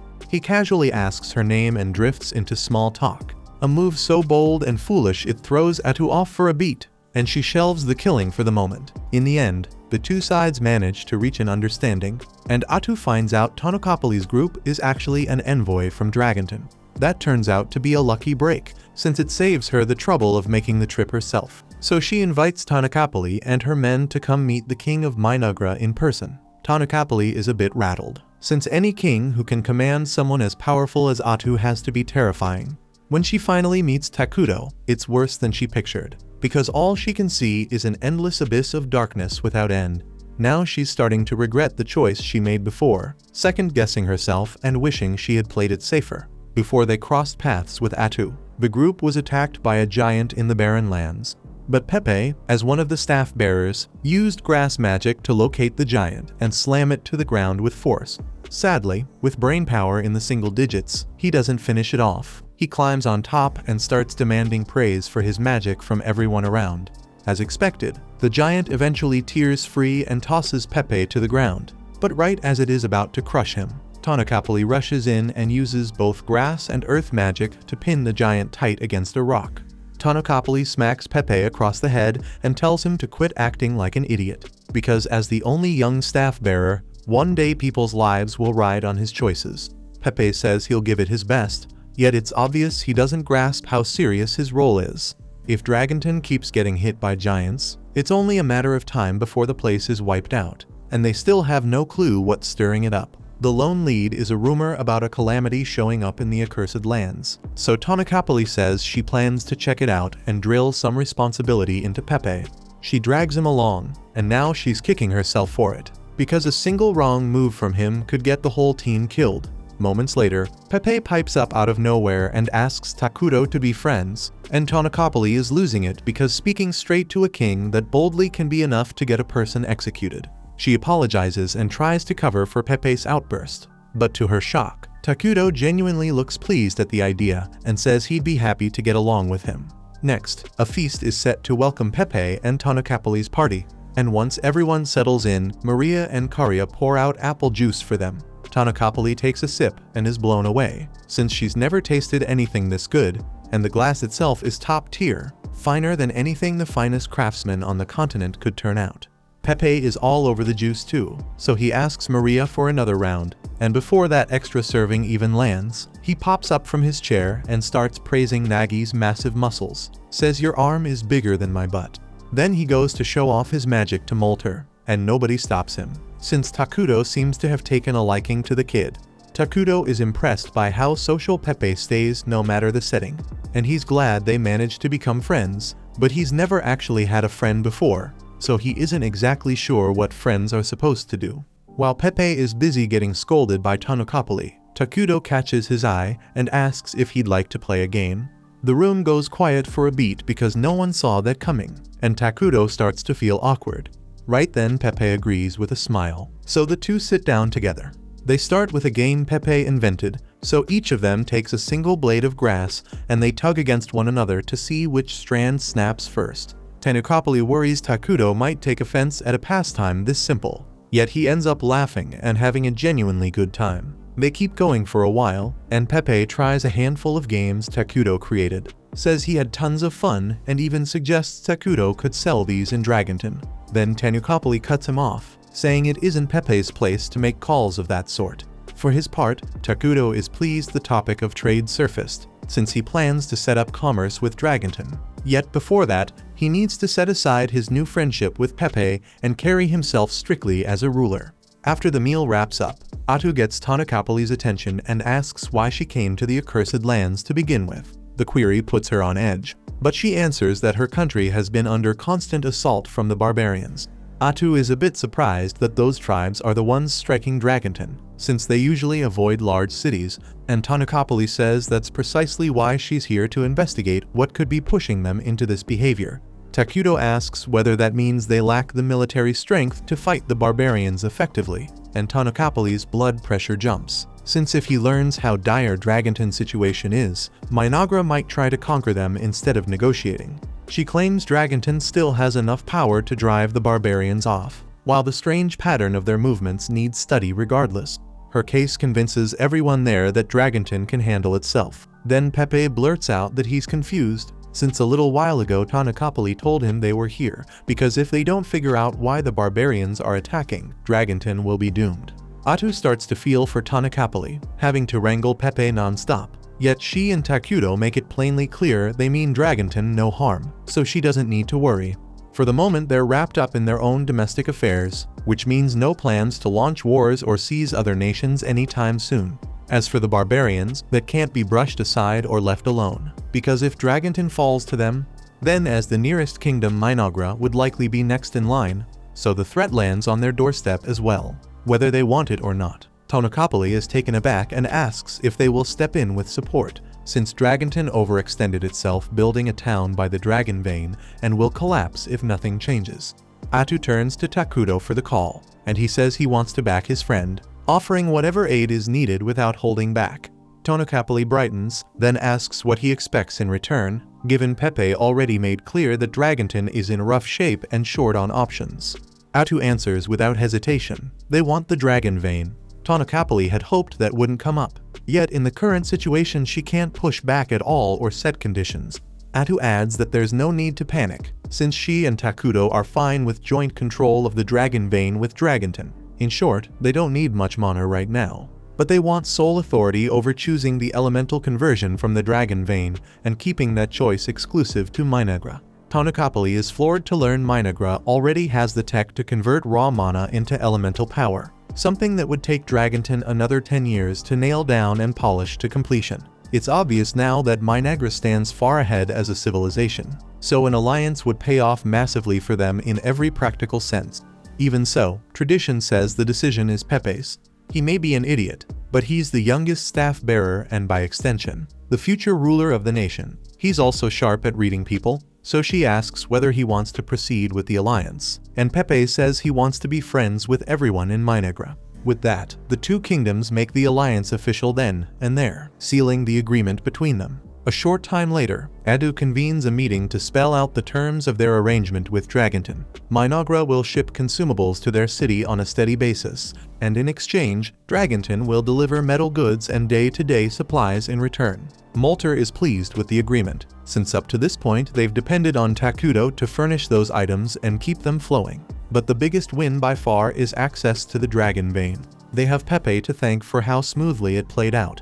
Because if he hadn't revealed Dragonton's true condition, then Tanukapali would have kept up her facade of confidence, and they probably wouldn't have made any real progress on foreign ties. On top of that, Dragonton would have been destroyed long before Minagra could step in with aid. So Takudo starts wondering whether Pepe is really an idiot, or if he steered things on purpose to land the best outcome. Moving forward, Atu suggests they talk through how to handle relations with Dragonton from here on in. Maria and Karia, a bit adrift, ask whether anyone even knows what kind of country Dragonton is. They were so locked in on the talks that they forgot they had never set foot there, not once, and a major piece of sustaining foreign ties is knowing an ally's culture and values beyond the paperwork. Back when Takudo used to play the game, he only had to press a button to set friendly status, so it never occurred to him that he would actually need to put in the work to maintain an alliance now. Since they know so little, Atu proposes that the first step be to survey the capital crescent moon, but it sits a long way from Minagra, so a proper look would take a while and eat up time. Takudo says they can park that for the moment, because the top priority is helping Dragonton beat back the giants. Still, Molter notes that visiting a foreign nation isn't something they can do on a whim. There are protocols and formal rules they need to follow. Maria and Karia raise their hands and ask if it would be fine to go there just to have some fun, and childish or not, it's a solid plan. If they frame it as a friendly call before dispatching an official delegation, they can set out right away without delay. Molter then steps up to go, but Takudo figures he's a bit too senior to send as a messenger to the other nation. Molter would basically read as Minagra's top magic chancellor, so that's a hard no. The same goes for Nagi and Emlea. Since their posts carry equal weight, they need someone Takudo trusts who isn't ranked that high. Right then, Maria and Karia lift their hands to volunteer. Takudo shuts the idea down immediately because he's worried it could be dangerous, and Ado offers to take the trip instead. But Molter reminds her she's Takudo's most trusted confidant, which makes her practically the most important person here after Takudo himself. At that point, Maria and Karia walk up to Takudo and remind him he gave them the freedom to make their own choices. So right now they want to do everything they can to help him, even if there's risk involved. Takudo is reluctant to approve sending them, but he can't bring himself to say no to faces like that. So in the end he agrees to let them go. And Atu gets jealous that Takudo caved to someone's cuteness other than her. Emily still isn't fully at ease about sending those two alone, but Takudo says it's fine since he already has solid bodyguards in mind. Afterward, he heads back to the throne room, and Atu is still pouting about him giving in to Maria and Karia's request, so he isn't sure how to handle it. He turns to Maria for help, and she tells him to say exactly how he feels, so he decides to try. He walks up to Atu and apologizes for making her uneasy. She doesn't need to worry about being replaced. He's extremely grateful for everything Atu does and for the fact she's always by his side. He tells her there's no one he'd rather be with, and that's all Atu needed. In fact, she's already picturing a happily married life with Takudo, and he isn't sure what's running through her head, but he's glad she isn't angry anymore. A short while later, Takudo takes Maria, Karia, and Atu to the clinic, but they don't see why he brought them there since none of them are sick. Takudo explains the clinic was cheap to build, so he put it up on a whim. And since Maria and Karia are heading out on a mission, he figures he might as well send the new plague doctors he made along with them as bodyguards.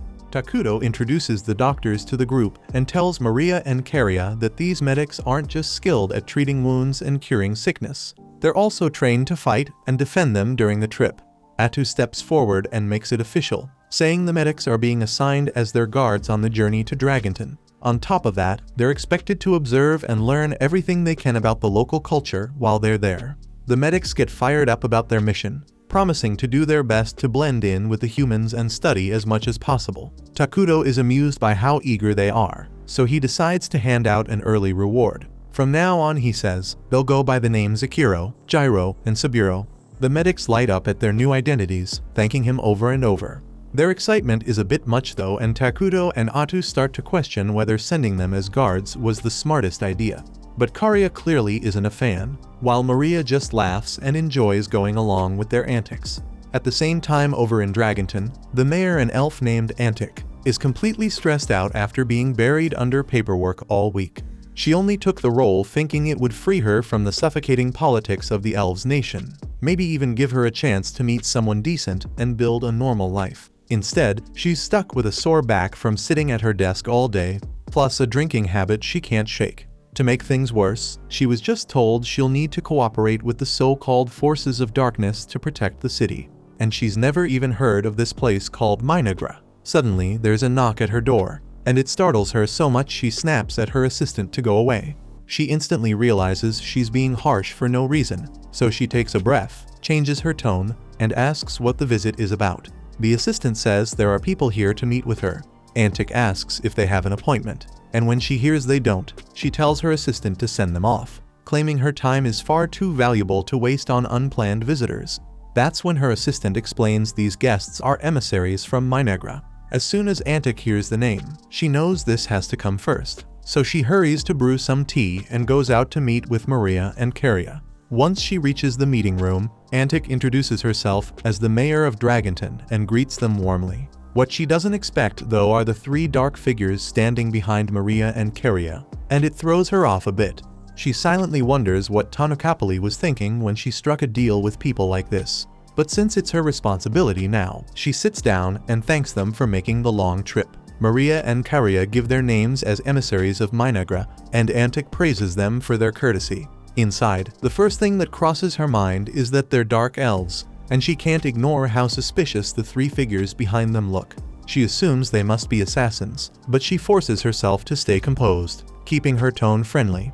She apologizes for not arranging a proper welcome celebration since she didn't know they'd be arriving. But Maria and Kariya reassure her that it's no problem. As Antic thinks it over, she remembers Tanakapali once mentioning twin dark elves being groomed by the king to become future leaders of Minagra. When it hits her that those very twins are sitting right in front of her, panic creeps in. If she makes even one wrong move, she could ruin Dragonton's relationship with Minagra. Trying to stay calm, and asks what their business is. But since there's no real official reason, Kariya hesitates, unsure how to respond. That's when Gyro speaks up, explaining to Antic that they came in answer to staff bearer Pepe's invitation to visit and have some fun. He frames it as two students traveling to learn about the local culture, saying they'd rather avoid anything too official. Antic feels an instant wave of relief, since that means they're not here to negotiate alliance terms. If Maria and Kariya are truly just tourists, it saves her a massive headache, though she knows she still has to tread carefully. The last thing she wants is to spark an incident with Minagra. She tells the twins they're welcome to stay as long as they'd like, and offers to personally show them around the city. Maria and Kariya ask if that's really okay, and Antic answers with a smile, saying she knows every corner of Dragonton and would make the perfect guide. Deep down, she's eager to leave a good impression on the twins to strengthen ties between Dragonton and Minagra. On top of that, it gives her a reason to ditch her endless paperwork, so there's no chance she'd turn down the opportunity. The group heads out into the town, and Antic spends the entire day guiding Maria and Kariya through the city, and all of them seem to be having a good time. Over in Minagra, Takuto is stuck under his own pile of paperwork, yet he keeps checking in on how Maria and Kariya are doing, and he's glad to see they appear to be enjoying themselves. By the time evening comes, Antic says her goodbyes to Maria and Kariya, and once they return to their room, they sit down together to review what happened during the day. Kariya asks Maria what she thinks of the city so far, and Maria replies that the people in town felt uneasy. The impression she got was that everyone believed food was running short, an attack was coming soon, and no one was coming to their aid. The medics are surprised Maria gathered that much without talking to anyone, but she's simply gifted at reading what others feel, so her judgment is always accurate. The medics are impressed, since they never realized Maria had that sort of talent, but it still doesn't explain why she asked them to buy something for her. Gyro hands over a small pouch, and Maria takes out a plant, explaining that it's popple grass. Popple grass is a highly addictive narcotic, outlawed in nearly every nation. Gyro admits he picked it up from a shady man in an alley without knowing what it was. He tells Maria drugs are off limits and that she should throw it away right now. What unsettles him more is how easy it was to find in this city, even though it's supposed to be banned. The group quickly concludes that someone must be growing and distributing popple grass inside the city, and that's a dangerous sign. Karya says it's terrible that people would do such a thing while Antic is working so hard to keep the city running. And if there's an underground drug trade going on, Saburo warns that they'll have to be extra cautious in guarding the young ladies, since there's no telling what else could happen in the city. The following day, the medics bring Maria and Karya out to see the dragon vein, and the two are stunned by how many dazzling crystals shine all around. Just then, a man named Vesta approaches them and casually mentions that popple grass grows especially well in this area. Karya keeps her manners and greets him, but quickly tells him to get straight to the point and explain what business he has with them. Vesta says he's heard they are emissaries from the nation of Minagra, and since this land will soon be under the joint rule of Dragonton and Minagra, he wants to propose a deal. He asks Maria and Karya if they'd be willing to partner with him in cultivating popple grass. Karya decides to see where this is going, so she asks what benefit Minagra would gain from such an arrangement. Vesta explains that popple grass sells for a high price in the market, so Minagra would naturally get a share of the profits, but he also intends to offer other things. Karya presses him to clarify what sort of offerings he means, but he says it's far too illegal to discuss out in the open. Instead, he hands her a map with a hidden meeting spot marked on it and invites them to hear the details there. Karya hesitates, but after a moment she accepts the map. Vesta grins and says he's always glad to work with people who are evil-aligned since they can understand his way of thinking. He complains that the current mayor of the city insists on pointless rules like banning drugs or forbidding human trafficking, but he's confident that once the king of Minagra takes control, things will be far more favorable for his business. A few days later, Maria and Karya meet with Antic again, knowing they'll be leaving the city soon. Antic tells them it's been wonderful getting to know the twins, and they thank her for being such a generous host during their stay. They ask if there's anything they can do for her before they go. Antic says she'd be grateful if they put in a good word for her the next time they meet with King Takudo, and Maria and Karya agree with a smile, saying they'd be more than happy to do that. Just then, the door to the room opens and Vesta walks in with two goons at his side. So Antic rises in a rage and yells that he has no right to be here without her permission. Vesta already made it clear he does not care about rules, so he simply let himself in, and he says he is here to hear the response from Maria and Karya, since they never met him to discuss the details of the deal he proposed. Maria questions whether he means the deal to sell popple grass with them, and Antic starts to panic because she had no idea that Maria and Karya made a deal with Vesta behind her back. And if Vesta managed to get Minagra on his side, then the city is going to be ruined. Maria reads what Antic is thinking and tells her she does not need to worry, since neither of them would ever consider working with a bastard named Vesta. And they assumed he would be smart enough to understand that not showing up to the meeting he set up means they are not interested. Karya inquires whether it would be alright for them to deal with Vesta themselves, since even if he is despicable, they would hate to cause an international incident by acting on their own. And Antic says they are more than welcome to step in because Vesta has been a nuisance to the people of the city for a long time. So on Maria and Karya's orders, the medics step up to deal with Vesta.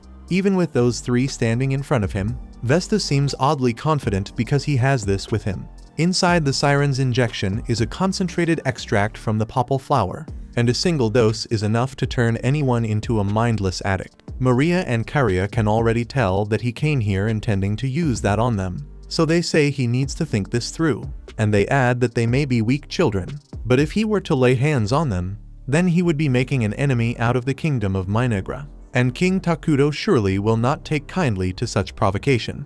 Even so, Vesta believes he can blackmail Takudo by turning Maria and Karya into his personal slaves, completely failing to account for the three men protecting them, and he hands the siren's injections to his goons and orders them to go grab the girls. A second later, one of the goons' swords goes flying into the wall in front of Vesta, and he turns around to see the gruesome fate they suffered. At the same time over in Minagra, Takudo is enjoying a calm cup of tea with Atu. and he's genuinely pleased that he created those medics, since they turned out to be perfect for the twins' mission. Emily has been curious about why Takudo sent medics instead of a squad of warriors with Maria and Karia. So Atu explains that those three are obsessed with humans and demi-humans, sometimes a little too much. They might be experts in healing human biology, but they also eat brains on occasion, which makes them downright terrifying when they feel like it. Back in Dragonton, the medics have just finished hacking the goons apart with surgical precision, and now they're holding up the skins and jumping around in excitement, thrilled to add them to their collection. Antic drops to her knees in shock at the sight of their true nature, so Maria steps in to try and calm her. As for Vesta, he's about to experience the opposite of comfort. He tries begging for forgiveness, but Karia cuts him off, telling him he's already gone too far. She didn't care about his drug dealing since that wasn't her concern, but the moment he threatened her, her sister, and insulted her King Takudo, he sealed his own fate. She orders the medics to finish him, and before long all three are strutting around casually in Vesta's skin, leaving Antic completely unable to process the nightmare in front of her. Karia then approaches her and apologizes for leaving such a mess in the office, even asking if she should cover the cleaning bill. Antic, who had literally lost control of herself, stammers that there's no need. Karia thanks her for being so understanding, and that sincere smile in the middle of all this horror feels even scarier than the medics wearing skin suits. Antic quietly wishes she had never become the mayor of this city, but this is her life now, and she'll have to live with it. Once the group gets back to Minagra, they're hauled straight into a meeting so Atu can lay into them for what happened. And before the lecture even starts, she demands an explanation from Takudo for not stopping any of it while he was watching the whole time. He admits he didn't want the girls thinking he was hovering over them, so he let them handle the situation on their own, and now they can see where that approach led. Atu had warned Maria and Karia to keep their violent acts to a minimum, yet they still went ahead and ordered the medics to murder those people. And as for the medics, even if taking out Vesta and his goons was unavoidable, skinning him in front of Antic went way too far. It was less like an execution and more like plucking a chicken alive right in front of her face. Atu tells them straight up that nobody's leaving this room until they sit their asses down and write a long-ass apology promising they'll do better next time. And honestly, that punishment was over the top. A few hours later, everyone gathers again to go over the Dragonton situation. And from the twins' report, the city is in dire straits. They lack the resources to keep order, so crime keeps climbing, and at the same time, they're facing constant attacks from the barbarians. The document says Dragonton is mainly dealing with goblins, orcs, and the occasional hill giant. And while goblins and orcs aren't much of a threat, the giants have turned into a serious problem. They pop up in groups around the city, and with each passing day, the number of giant attacks keeps rising, so the defenses are being stretched thin. Molter assumes the reason no one in Dragonton has figured out the giants' attack patterns is a lack of early warning, because normally the sharpened senses of beastmen would be enough to spot enemies before they strike. Yet the scouts must be exhausted after all the non-stop fighting. Either way, if nothing changes, Dragonton is bound to fall in the near future, so Nagi suggests sending a large force to bolster the city's defenses. Emily agrees they should send aid. However, she doesn't think splitting Minagra's forces is wise, since pulling their immediate labor reserves to Dragonton right now would leave farming and construction understaffed. Atu cuts in and reminds everyone that she'll be joining the mission herself, so they won't need as many soldiers as Emily fears. The others are a bit shocked to hear that, but when they think about Atu's knack for stealing skills, it does make sense she'd want to be out there. While she's gone, someone has to handle her mountain of paperwork, so Molter offers to cover the admin side. Nagi chimes in saying he'll handle national defense, but the second Emily hears that, she looks uneasy. Up till now, Minagra's defense has leaned almost entirely on Atu's presence, and no disrespect. But Nagi on his own ain't protecting shit if something serious comes knocking. Nagi knows she isn't wrong, but Takudo already had a counter ready. He tells the group he'll soon be creating the hero Isla, and she'll become the backbone of their defense while Atu's away. Molter calls it perfect timing since they've already stockpiled all the materials Takudo asked for, and the others praise him for being such a forward thinker. Truth is, it's just dumb luck Takudo never expected Isla would be needed this soon. But hey, letting them believe he's some master strategist isn't bad for his image. With the major issues handled, Atu asks Takudo if there's anything else he wants to bring up. The whole planning session went smoother than he expected, and he's struck by the difference compared to back when he played the game in the hospital, spending endless hours trying to plan alone. Now he's got people he can lean on. He tells them they're all doing great work, and hearing that kind of praise straight from their king pushes everyone to aim even higher. When the meeting wraps up, Takuto steps outside to the huge stockpile of resources they've been saving so he can finally summon Ayla. They had to ration heavily to build up this much, but now it's time for all that sacrifice to pay off. Maria and Karya ask what kind of person Ayla will be, but Takuto admits he has no clue. Aside from Atu, Ayla will be the very first hero summoned into this world, so no one really knows how it's going to turn out. Atu promises him that if Ayla ever rebels and tries to kill him, she'll put her life on the line to protect him. Having her nearby makes Takuto feel safer, but he still tells her to put her own survival first because she's way too damn important to lose. Takuto starts the summoning ritual, and once all the resources vanish, a cocoon takes shape in the air. Ayla is set to appear any second, so Takuto braces himself. Turns out he was stressing for nothing, because the moment Ayla lays eyes on him, she bows and thanks him for giving her the chance to stand before him. She calls herself the Queen of all bugs and pledges her eternal loyalty to Takuto and the Kingdom of Minagra. Takuto feels relieved that Ayla is still loyal, but just to confirm, he asks if she remembers who he is. After a pause, she finally recognizes him as the same Takuto who played the game for years. She says it's great to see him again. But before things get too emotional, Atu steps between them and presses Ayla to say if she's really serious about serving Takuto here. Ayla also recalls Atu from back then, and she finds it amusing that Atu is trying to act so strict, so she pats her on the head. Atu blushes and snaps at her to just answer already, and Ayla responds that there's no one else she'd rather follow. Takuto was the only one who ever pushed her to her full strength, so working beside him again is an honor. Still, she shifts to business and asks Takuto to explain what's happening right now, since she isn't sure of her role yet. A bit later, Takuto, Atu, and Ayla are back in the palace, and he finishes filling her in on the situation. Ayla now understands she'll be serving as their defense hero for the time being, which frees Atu to leave on her mission without leaving Minagra exposed. Even so, Atu hates the idea of going. Ever since they arrived here, she and Takuto have stuck together, so this is the first time they'll be apart for a long stretch, and they're both going to miss each other badly. By the next morning, Atu and her squad head out for Dragonton after she says her goodbye to Takuto, and with her officially gone, Ayla steps up to work. She promises to do her best to make sure Takuto enjoys this game. But after just one day at his side, she notices he can't really handle much on his own. It's already midday, and the guy is still knocked out on his throne. Then Maria and Karya come out and mention to Ayla that Takuto usually sleeps until noon, and if he dozes past that, Atu is the one who goes and wakes him. Ayla shakes her head at that, saying it's not fitting, so she calls him out for being a king who sets a bad example by staying in bed so late. She wants him up earlier from now on, and Takuto says he'll try. But Maria and Karya can't believe how quickly Ayla got him to agree, since Atu usually lets Takuto do whatever he damn well pleases. Seeing the twins makes Ayla remember something, so she turns to Takuto and says she'd like to borrow Maria and Karya for the day. Takuto doesn't mind, but he asks why she suddenly wants them. So Ayla explains she'd like them to guide her around the kingdom since she's still unfamiliar with the layout.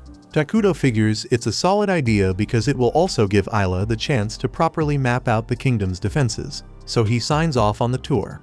While she's on the subject of approval, Ayla points out that his people will be coming to request his consent soon, so he'd better make sure he handles it right.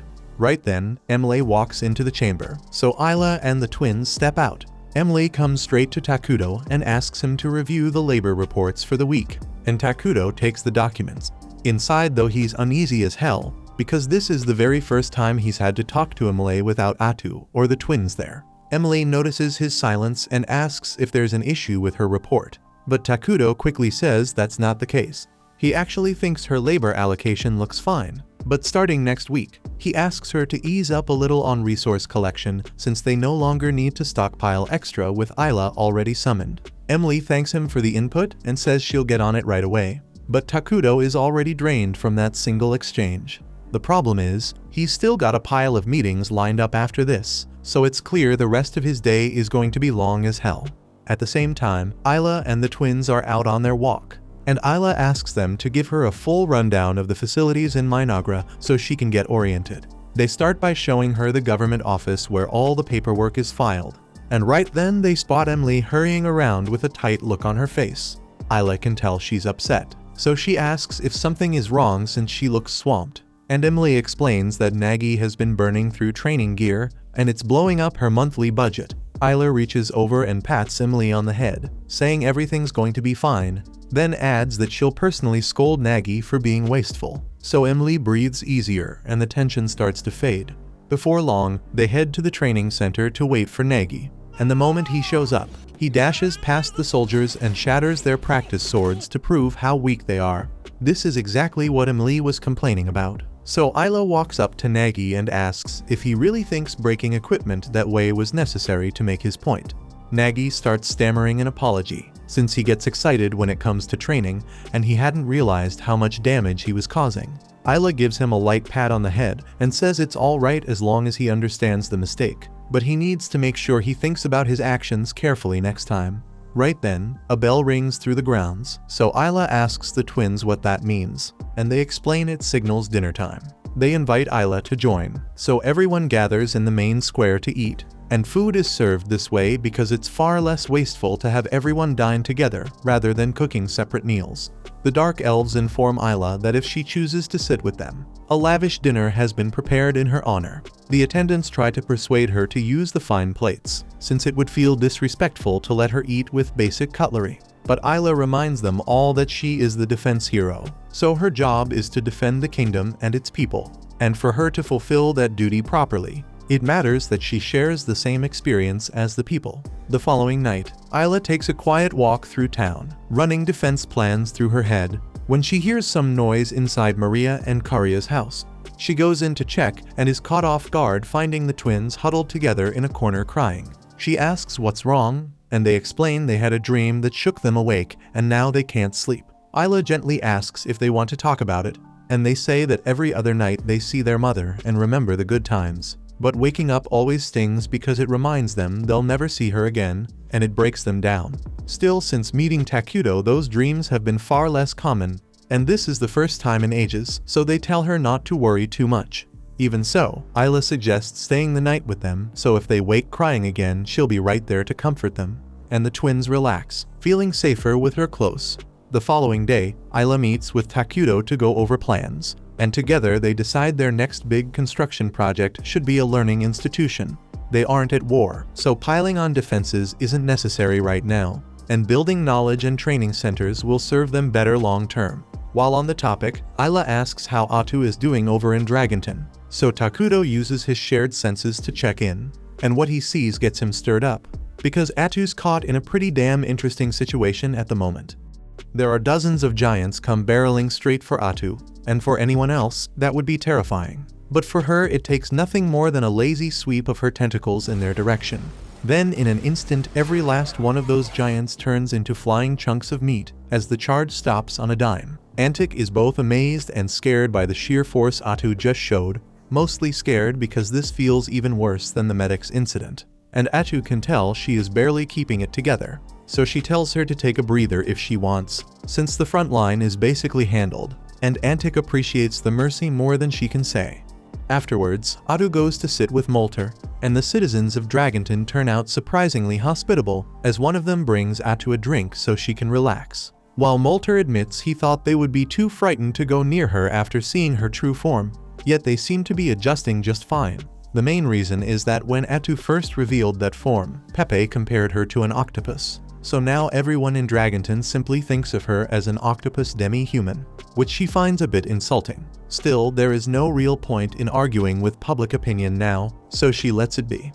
On another note, Molter asks how her plan to harvest abilities from the giants is coming along, and Atu says it is going great, since the skills those giants carry were far better than she expected. So things have worked out nicely for her, even if she still does not know how they managed to acquire abilities like that in the first place. Just then, Atu senses something far off, so she turns and sees a giant approaching the city, And that ties back into the other mystery about the giants, because no matter how hard they push surveillance, no one, not even Atu or Molter, manages to sense a giant until it is already closing in on the city itself. A few moments later, Antic gets a report about the incoming giant and runs over to tell Atu. But Atu says there is no need to worry because she can take care of this herself. Then she dashes out onto the battlefield before Antic can say another word, and Antic cannot help worrying that Atu is acting recklessly. Even so, Molter says something as weak as a hill giant could never defeat Atu. So if they wait here, he is sure she will handle it and be back within the next few minutes. But standing around would be boring, so Molter decides to chip in as well, takes out his staff, and using the new magic he learned, he casts the Land of Ruins around the giant, a spell that spreads a cloud of dark mist where all allies are buffed and all enemies are weakened. So bringing the giant down should be a lot easier for Atu now. Atu takes the backup without wasting a second, pulls out her sword, and channels the holy sword arts she stole, cutting the giant cleanly in half in one motion. For her, that kind of fight is nothing unusual, so she's about to withdraw. But right then she spots something odd as the giant's body vanishes and a pile of gold coins drops where it stood. She reports to Takuto at once, but he can't figure out why coins would appear since nothing like that ever showed up in his Minagra playthroughs. She turns to Molter as well, yet he admits this is the first time he has ever heard of coins popping up after killing a monster. To make it stranger, none of them recognize the marks carved into the coins, so there's no clue where they came from. At that point, Takuto comes up with an idea and asks Atu to let him share her vision so he can check the coins himself. When he finally sees them through her eyes and takes a close look, he searches through his memory trying to recall anything familiar. And before long, he remembers an RPG called Brave Questus whose coins carried that exact same crest. At the same time, over in the north of the continent, the Saint and her knights march through a city that Irakino just reduced to ruins. And while the knights are still inspecting the damage, all of them suddenly have their heads blown apart in an instant. The one behind it is none other than Irakino herself. This makes the 17th time the Saint has fought her, and she's pissed off that Irakino just won't stay dead. Irakino corrects her, pointing out that she has been dying all along, and the Saint has already killed her 17 times. Still, when it comes to victories, Irakino complains that the matchup isn't fair because the Saint is way too strong. Irakino has solid power on her own, but she has never come close to winning, and every death she suffers is agonizing. The Saint snaps back, telling her to shut up since she knows Irakino is only trying to stall. Realizing she's been caught, Irakino seizes control of every corpse around and sends them against the Saint. Even the freshly killed knights are dragged up to attack, and the Saint is disgusted by her nerve. It doesn't slow her down though, and she raises her staff to call forth a storm of fire that wipes out all the bodies in a flash, then rushes straight at Irakino and drives her weapon through her chest. That makes it the 18th time Irakino has fallen to her, and the Saint, knowing she'll be back sooner or later, hopes this at least buys enough time to find a way to finish her off for good. At the same time in Dragonton, a massive army of giants suddenly shows up near the city, and the guards completely lose it since none of them has ever seen so many giants gathered in one spot. By now Takuto has figured out that the ones attacking Dragonton must have come straight out of the world of Brave Questus, a game where the player takes the role of a hero aiming to defeat the Demon Lord. And the reason there are no alerts before the giants strike is because battles in that game appear through random encounters. Isla had thought about the chance of running into enemies who arrived in this world the same way they did, but she never would have guessed they'd come from an entirely different type of game. The system of Eternal Nations works in a completely different way compared to Brave Questus, yet Takuto has plenty of experience in both, so he knows exactly how to manage the situation when it comes up. On a cliff close by, the ones responsible for the assault on Dragonton, Flamin and Ice Rock, go over their strategy, and apparently they were granted full freedom to do whatever is needed to take land for the Demon Lord. They caught a lucky break because once they were summoned here, the goblins and giants immediately swore loyalty to their demon army, giving them more than enough soldiers to take over this world. Now that he's thinking about it, Ice Rock remembers how they basically dedicated their lives to conquering Brave Questus before ending up in this world. So should they just forget all that and focus on this new place instead? That's a heavy thought, but Flamin isn't the type to reflect, so he says the only thing that matters is carrying out their Demon Lord's command, and they get ready to wipe Dragonton off the map to spread despair everywhere. All the monsters surge forward when Ice Rock gives the order, and he asks Flamin if he's going to join the battle as well. Flamin says he'd rather stay back this time, so Ice Rock can take the honor of leading the fight. Ice Rock thanks him, leaps onto the battlefield, and while he's away, Flamin plans to begin working on the secondary goal of their mission. On the ground, Ice Rock commands his troops to lay waste to the city, when suddenly a thick cloud of black smoke sweeps through the area and every monster begins choking on it. Ice Rock and his assistant mage are stunned since they've never witnessed a spell like this before. But seeing how all the neutral monsters are struggling while the evil aligned demons like Ice Rock and the assistant are actually empowered, the mage concludes that this has to be a support spell designed specifically to strengthen evil aligned fighters. Right after that, the assistant is run through the abdomen by one of Atu's tentacles, and once he drops out of the way, she switches her focus to Ice Rock. Takudo mentions a warrior of ice, so she puts 2 and 2 together and assumes he must be one of the Demon Lord's 4 generals. Ice Rock demands to know how she identified him so fast. Atu states she is a hero from the game Eternal Nations serving under her glorious king Takudo. And there is no point saying anything else because everyone here is going to die soon. Back at the city walls, Antic rallies the soldiers and orders a volley, telling them to loose arrows at the oncoming horde. The result looks pathetic, so she pivots immediately and commands a full evacuation of the citizens because they are abandoning the city. Right then, Molter arrives and finds it amusing that Antic is planning to run, but she insists it is the only choice left. For the moment, Molter's spell has slowed the enemy advance, yet that effect will not last, and once the army reaches the walls, there is no realistic way for them to hold the line. Molter gets why Antic is shaken, but he tells her there is nothing to fear because Atu is already out on the field. As long as she is present, they are not going to lose. Before long, she will take the enemy general's head, and with no commander directing that monster host, their formation will crumble and the ranks will turn into a sloppy mess. From there, Dragonton's forces should be enough to finish the job, so there is truly no need to panic. Antic is stunned by how calm Molter stays in a moment like this. Yet when she looks toward the fighting, she sees Atu mowing through the enemy line, so everything he said checks out. It leaves her wondering how powerful the nation of Minagra actually is. Out on the battlefield, Atu is flat out humiliating Ice Rock, slipping past every swing he throws and cutting down groups of monsters at the same time. Ice Rock cannot make sense of how she keeps doing this when he still has not managed to touch her. But she is simply running the plan Takudo laid out.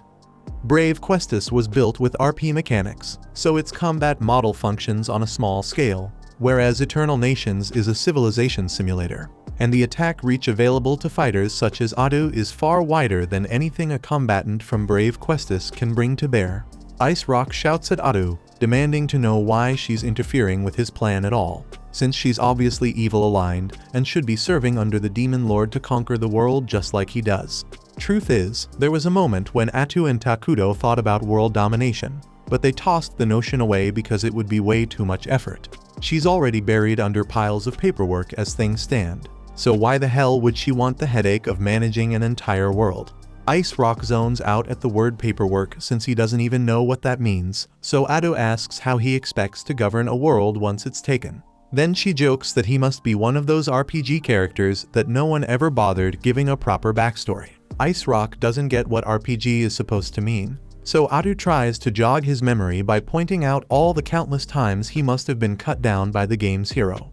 After all, he was nothing but a mid-level boss created just to be beaten. She says it must suck existing only to lose, and she'd love to say she understands him, but she can't relate to a loser like that. While throwing out those words, she's calmly batting away his strikes.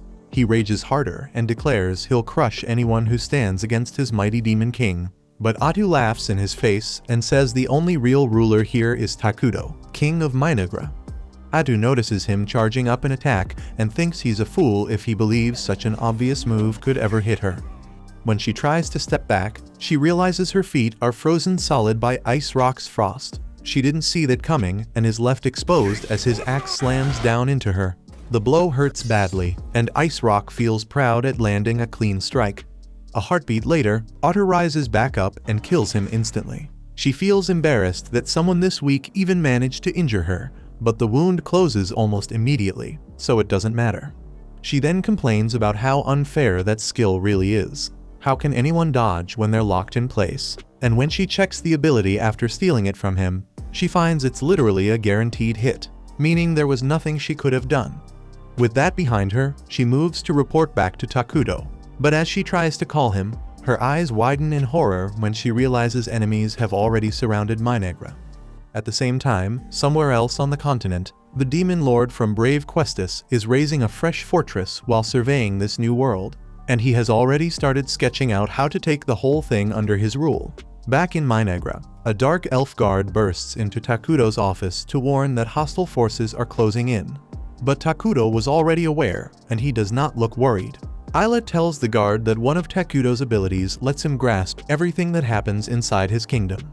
So the moment the army stepped into the forest, he sent word for Nagi to move out and meet them with Minegra's main force. Maria and Karia are a bit rattled by how fast this is unfolding and ask whether Minegra is in real danger. But Takudo says there is nothing to stress over because he already has a plan. Ayla voices a concern that the demon lord leading the host could be another player the way Takudo is, yet Takudo honestly does not care at this point. He would normally push for a peaceful resolution, but Adu already cut down one of the demon lord's 4 generals, and they chose to march on his kingdom directly, so he has no intention of showing mercy. Right now he has Ayla, Nagi, and the Dark Elf warriors, plus medics with healing skills, and the larva Ayla created for construction work. So holding the line against the invaders should not be a problem. A few moments later, a message from Emle comes in confirming she has evacuated all citizens who will not be fighting, and Takudo is relieved to hear it since that lowers the risk of civilian losses. After that, Nagi checks in from the front and gives his count of the enemy. And from what he can see, there are roughly 1,000 of them, orcs and goblins among them, along with some particularly chopped creatures he has never encountered before. Takudo thanks him for the report and asks him to stay locked on protecting the capital for now. 1,000 enemy troops is more than Takudo expected, and it is likely that one of the 4 generals is present as well, so this is shaping up to be a hard fight. Fortunately, they have a solid stockpile of resources to draw on, and since Takudo knows the ins and outs of the Brave Questus world, that gives them an edge. Ayla asks if that means he plans to spend those resources on producing new troops for the coming clash. But to her surprise, Takudo says he is investing all of it into her instead. He tells her to level as far as she can and pick up the predation and parasitic egg skills, and once she has those under her belt, she should have no trouble tearing through the enemy army. At that point, Takudo says he has a rough read on how strong the 4 generals are after watching Atu's clash with the Ice General. So with Ayla leveled up the way she is now, she should not have trouble even if one of them shows up. Ayla is honored by the trust he is putting in her and swears she will meet his expectations. Then she gets ready to fly out and meet the enemy head-on. Before she lifts off, Takudo warns her to stay sharp, because the game system hides plenty of unfair moves, and getting caught by one could be fatal. Ayla recalls hearing that something along those lines hit Atu, so she promises to be extra careful once blades are drawn. That covers what Takudo wanted to say. So she offers a quick goodbye to the twins and the civilians, feels the wind gather under her feet, and then she climbs into the sky. Over in the deep forest, a contingent of fire demon soldiers marches toward Minegra, and the knight mutters that he does not get why Flamen told them to break away from Ice Rock's company to invade a creepy place such as this.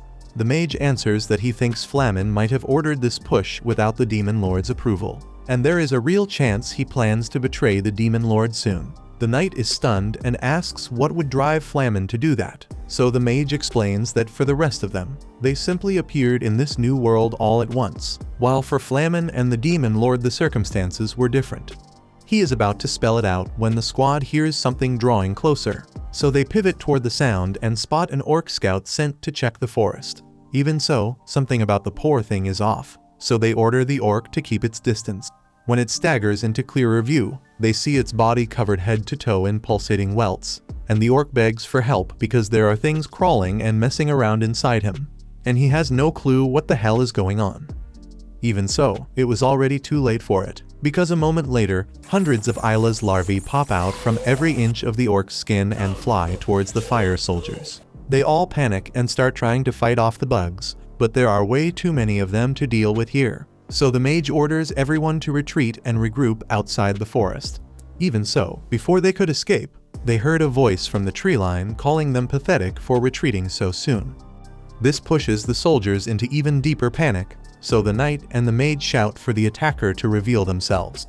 None of them expected a 10-foot mantis. As Isla steps out of the trees, she tells them that if they truly call themselves creatures of darkness, then their strikes ought to be far more thorough and ruthless, the way she is about to treat them now, and she makes that point in a voice that leaves no doubt. In plain terms, they never stood a chance, and a few minutes later, Isla is weighing whether it is even worth eating their corpses, since they do not look very nutritious. Right then, she senses a powerful presence drawing near, so she turns toward it and asks whether he plans to do anything about the soldiers she just cut down. Flamen never cared about them in the first place, not even a little. He introduces himself as one of the Demon Lord's 4 generals, and Isla feels a spark of excitement hearing the title, because the general walked straight to her and saved her the trouble of hunting him down. Flamen is surprised that Isla knew he would be here, and she explains that it is the natural conclusion. An army this large needs a strong hand to lead it, and once that hand is gone, the whole host is going to waver and scatter on its own, just as things played out with Ice Rock and Dragonton. Flamen is a bit taken aback to hear Ice Rock was beaten. Then he shrugs and says Ice Rock was always an idiot, so sooner or later it was bound to happen anyway. Isla cuts in and says it is not exactly decent to speak about your own allies that way. Flamen answers that he never liked Ice Rock anyway. He adds that Ice Rock was the weakest of the demon generals, while Flamen is several times stronger, so Isla would be wise not to assume she can put him down that easily. Isla finds his certainty funny, and Flamen doubles down, saying he is far stronger than she is, and after he is done murdering her, he will march over to drag her stupid king off the throne and take him out as well. Up to that point, Isla kept things casual, but the instant he smeared Takuto's name, the gloves came off and her eyes go cold. Flamen notices she is angry now, yet he believes it will not matter and that he will still win. He gathers power, kicks off the ground, and climbs into the air to collide with Isla as the fight finally begins for real. At the same time back in the city, the twins stand guard outside Takuto's office while he uses his power to survey the situation. From what he can tell, Isla has just started trading blows with Flamen, and he is not worried about her at all. They have already confirmed that strikes from Minegra's heroes hit far harder in real combat than anything from clown game mechanics. So it is only a matter of time before Isla wins, just as Atu did. At the same time to the south, Nagi and the elf warriors deploy in a defensive ring around the capital to stop any of Flamen's soldiers from slipping through, and Emily handles the civilians. Everything appears to be on track, yet Takuto cannot shake the sense that something is about to go very wrong. The twins notice the look on his face and ask what is wrong, but he cannot pin down the source of the unease. He asks them to consider any variables he might have missed, and they admit they have no idea what he means. Out on the battlefield, Flamen and Isla have been clashing for a few minutes now, and Flamen is honestly impressed since he had no idea the so-called freaks of this world were that strong. Hearing this skeleton-looking clown with a burning ass call her a freak ticks Isla off, so she sends a cloud of her larvae at him. They swarm and cling to his body, and normally that would be the end, but he pours on the flames, burns them to ash and breaks free. He jokes that it is not fair for Isla to be the only one summoning minions, then plants his arms at his sides and in moments, a pack of orcs and goblins materializes around him. Isla is taken aback because she did not know Flamen could summon as well. And the worst part is that he does it without spending any resources, which means he can repeat it whenever he wants. Curiosity gets the better of her, so she calls a timeout and says she has a question she wants answered. Flamen has no interest in talking and ignores her, hurling more fireballs that force Isla to block with fresh larvae. He sicks his new troops on her, so she turns parasites loose, infects the lot, and pushes him back long enough to carve out space. From there, she asks why he chose to strike at Minegra, since splitting off when he was supposed to be hammering Dragonton was not exactly a wise move. Flamen tells her that if her king has not told her the truth by now, then she ought to reconsider who she serves. But Isla has no clue what he is hinting at, and even if she did, it would not shake her loyalty to Takuto one bit. Flamen expected a line like that, yet hearing it out loud pisses him off. So he demands to know what she thinks her role is. Isla answers that she is a hero of Minegra and a faithful servant to King Takuto, and that reply gets under his skin even more. He cannot grasp how she can call herself a servant with pride and conviction. And then it clicks for him. She serves her king by her own will, which means she actually enjoys it. He, on the other hand, is chained to the demon lord no matter how he feels, because that is how his game was coded, and he hates every second of it. Even so, he believes that once he completes his mission and wipes out everyone here, he will finally be released from that forced servitude. As he says this, he cuts loose with his full power. Now that Isla understands he is chasing freedom, she feels a flicker of sympathy, not enough to matter. Flamin hunts her across the sky in a roaring torrent of fire and eventually lands a clean hit, and for a moment he thinks it is over. To his disappointment, Isla had wrapped herself in a cocoon before the blast, so she pops out and tells him he will need to try a lot harder than that if he wants a real win. Driven by frustration, Flamin starts rapid firing at her, but she slips past every shot until his mana finally runs dry and he is left wide open. Isla cuts him across the chest, and as the end closes in, he remembers the strange being that spoke to him and the demon lord before they were summoned. That thing promised him freedom if he could destroy this entire world, yet he realizes a puppet like him could never pull off something that grand. Even so, that does not mean he is about to quit. Moments later, Isla splits Flamin in half, and the fight is decided, so she reaches out to Takuto to report. All at once, the line drops, and Maria and Karia appear right in front of her. Isla has no idea what is happening, so she orders her larvae to shield the twins, and right then, Flamin's corpse begins to move again. Thank you for watching to the end. If you enjoyed this recap, please hit the like button and subscribe. If you have any suggestions or tweaks, share them in the comments. They help me improve.